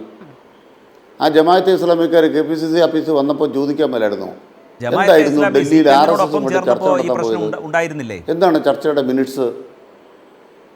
ഒരു CPMനോടൊപ്പം ചേർന്നിട്ടില്ല, ഒരു ജമാഅത്തെ ഇസ്ലാമിയും CPMനോടൊപ്പം ചേർന്നിട്ടില്ല. അത് നിങ്ങൾ മനസ്സിലാക്കിയോ? ഒരു ജമാഅത്തെ ഇസ്ലാമിയും CPMനോടൊപ്പം ചേർന്നിട്ടില്ല. ജമാഅത്തെ ഇസ്ലാമി മതരാഷ്ട്രീയം കൈകാര്യം ചെയ്യുന്നവരാണ്. അവർ ബാബറി മസ്ജിദ് പൊളിച്ചപ്പോൾ ബാബറി മസ്ജിദ് പൊളിച്ചപ്പോഴത്തേക്കും ദേശാഭിമാനി എഴുതിയ വാചകം ഞാൻ വായിക്കാം. ഞാൻ ഉത്തരം പറയാം. ദേശാഭിമാനി എന്താ എഴുതിയെന്നറിയാമോ? ജമാഅത്തെ ഇസ്ലാമി പറയുന്നു, അവരുടെ പ്രസ്താവനയാണ്. എന്താണ് പ്രസ്താവന എന്നറിയാമോ? ഞങ്ങൾ ഇത്രയും കാലം കോൺഗ്രസിനെ വിശ്വസിച്ചു, ബാബറി മസ്ജിദ് പൊളിച്ചടുക്കി കഴിഞ്ഞിട്ടും ആ തെറ്റ് തിരുത്താൻ, അതിനെ എതിർക്കാതിരുന്ന തെറ്റ് തിരുത്താൻ കോൺഗ്രസ് തയ്യാറായില്ല. ഭാവിയിലെങ്കിലും ഞങ്ങൾ ന്യൂനപക്ഷ സംരക്ഷണം നടത്തുമെന്ന് ഉറപ്പ് നൽകാൻ കോൺഗ്രസ് തയ്യാറായില്ല. ഗതികെട്ട് ഞങ്ങൾ കോൺഗ്രസിനെതിരായി വോട്ട് ചെയ്യാൻ തീരുമാനിച്ചു. അങ്ങനെ ഗതികെട്ട് കോൺഗ്രസിനെതിരായിട്ട് വോട്ട് ചെയ്യാൻ തീരുമാനിച്ചവരുണ്ട്. നിങ്ങൾ കോൺഗ്രസ് പാർട്ടിക്ക് വോട്ട് ചെയ്യണം, ഞങ്ങൾ പ്രമേയം പാസ്സാക്കണോ? അല്ല, ഞങ്ങൾ സ്വീകരിക്കണോ? ഞങ്ങൾ ആരെങ്കിലും ഓരോ ദിവസവും ബൂത്തിൻ്റെ വാതിക്ക് വന്നിട്ട് ഇതാ ഒപ്പിട്ട് വാങ്ങിക്കുകയാണോ? നിങ്ങൾ ഏത് ലോകത്തെ ജീവിക്കുന്നത്? ചർച്ച നടത്തിയിട്ടുണ്ട്. അവർ പറയുകയാണ്, കോൺഗ്രസ് എന്ന് പറയുന്നവർ ബാബറി മസ്ജിദ് പൊളിക്കാൻ കൂട്ടുനിന്നവരാണ്. അതാണ് അമീറ പറഞ്ഞ, അമീറിനോടാണ് പറയണത്. ബാബറി മസ്ജിദ് പൊളിക്കാൻ കൂട്ടുനിന്നവരായതുകൊണ്ട് കൂട്ടുനിന്നവനോട് ആ നിലയ്ക്ക് വിട്ടുവീഴ്ചയില്ല എന്നവർ പറയുന്നത് പരസ്യ പ്രസ്താവന നടത്തി. അത് ദേശാഭിമാനിയുടെ മുഖപ്രസംഗത്തിൽ എഴുതിയതാണോ കുറ്റം? ഒളിസേവയാണോ? പാതിരാത്രിയുള്ള പരിപാടിയാണോ? ഒളിസേവയാണോ? ദേശാഭിമാനി പരസ്യമായിട്ടാണ് പറഞ്ഞത്. ബാബറി മസ്ജിദ് പൊളിക്കാൻ കൂട്ടുനിന്ന കോൺഗ്രസിൻ്റെ കൂടെ വിശ്വസിക്കാൻ കഴിയില്ല എന്ന് മാത്രമല്ല, ആര് തള്ളി പറഞ്ഞു? ഞങ്ങൾ പരസ്യമായിട്ടാണ് എഴുതിയത്. ഈ ജമാഅത്തെ ഇസ്ലാമി എടുക്കുന്ന നിലപാടിന് കാരണം ബാബറി മസ്ജിദ് പൊളിച്ചെന്ന് മാത്രമല്ല, ഇനിയും ന്യൂനപക്ഷത്തെ വേട്ടയാടുമ്പോൾ ന്യൂനപക്ഷങ്ങൾക്കൊപ്പം നിൽക്കാൻ ഭയപ്പെടുന്നു കോൺഗ്രസ്. ഇതെല്ലാം ജമാഅത്തെ ഇസ്ലാമി എഴുതിയത്. കോൺഗ്രസ്സുകാർ അതിന് പേടിച്ച് പറയ്ക്കുകയാണ്, RSSന് മുന്നിൽ മുട്ട് പറയ്ക്കുകയാണ്, മുതിർന്നിട്ടായിട്ട് നടക്കുകയാണ്. ജമാഅത്തെ ഇസ്ലാമി എഴുതിയാൽ അല്ല, അങ്ങനെ എഴുതരുത് കേട്ടോ, നിങ്ങൾ കോൺഗ്രസിൻ്റെ കൂടെ നിന്നോളെന്ന് ഞങ്ങൾ പറയണം, സൗകര്യപ്പെടുകയില്ല. അതുകൊണ്ട് ജമാഅത്തെ ഇസ്ലാമി ഗതി കെട്ടിട്ട് കോൺഗ്രസിൻ്റെ അടുത്ത് പോയിട്ട് മതരാഷ്ട്രീയം കച്ചവടം ചെയ്തിട്ടുണ്ടെങ്കിൽ RSSകാരെ പറഞ്ഞു വിട്ടതാണ്. ജമാഅത്തെ ഇസ്ലാമിയെ UDFിലേക്ക് RSSകാർ പറഞ്ഞു വിട്ടിരിക്കുന്നു. എന്തിനാണ് പറഞ്ഞു വിട്ടിരിക്കുന്നത്? ജമാഅത്തെ ഇസ്ലാമി മതരാഷ്ട്രീയം കൈകാര്യം ചെയ്യുമ്പോൾ UDFിൻ്റെ ഭാഗമായാൽ കേരളത്തിൽ RSSന് വളരാം. നിലമ്പൂർ ഉപതെരഞ്ഞെടുപ്പിൽ ഹിന്ദു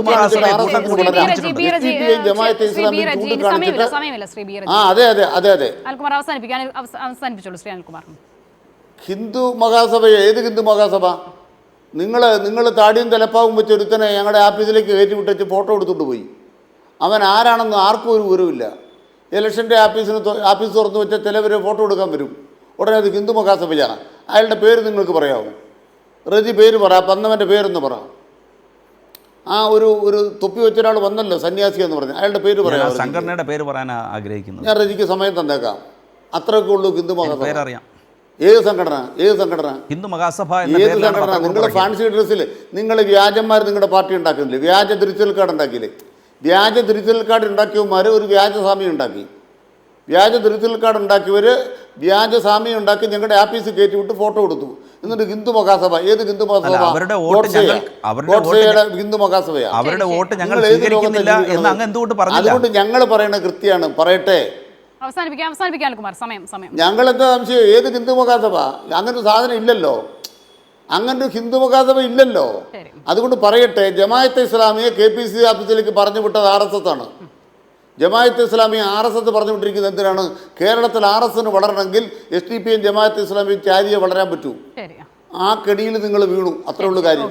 അതിന് അജിത് കുമാറിന്റെ ലേഖ്യം 3 ദിവസം 3 നേരം സേവിച്ചിട്ട് കാര്യമില്ല.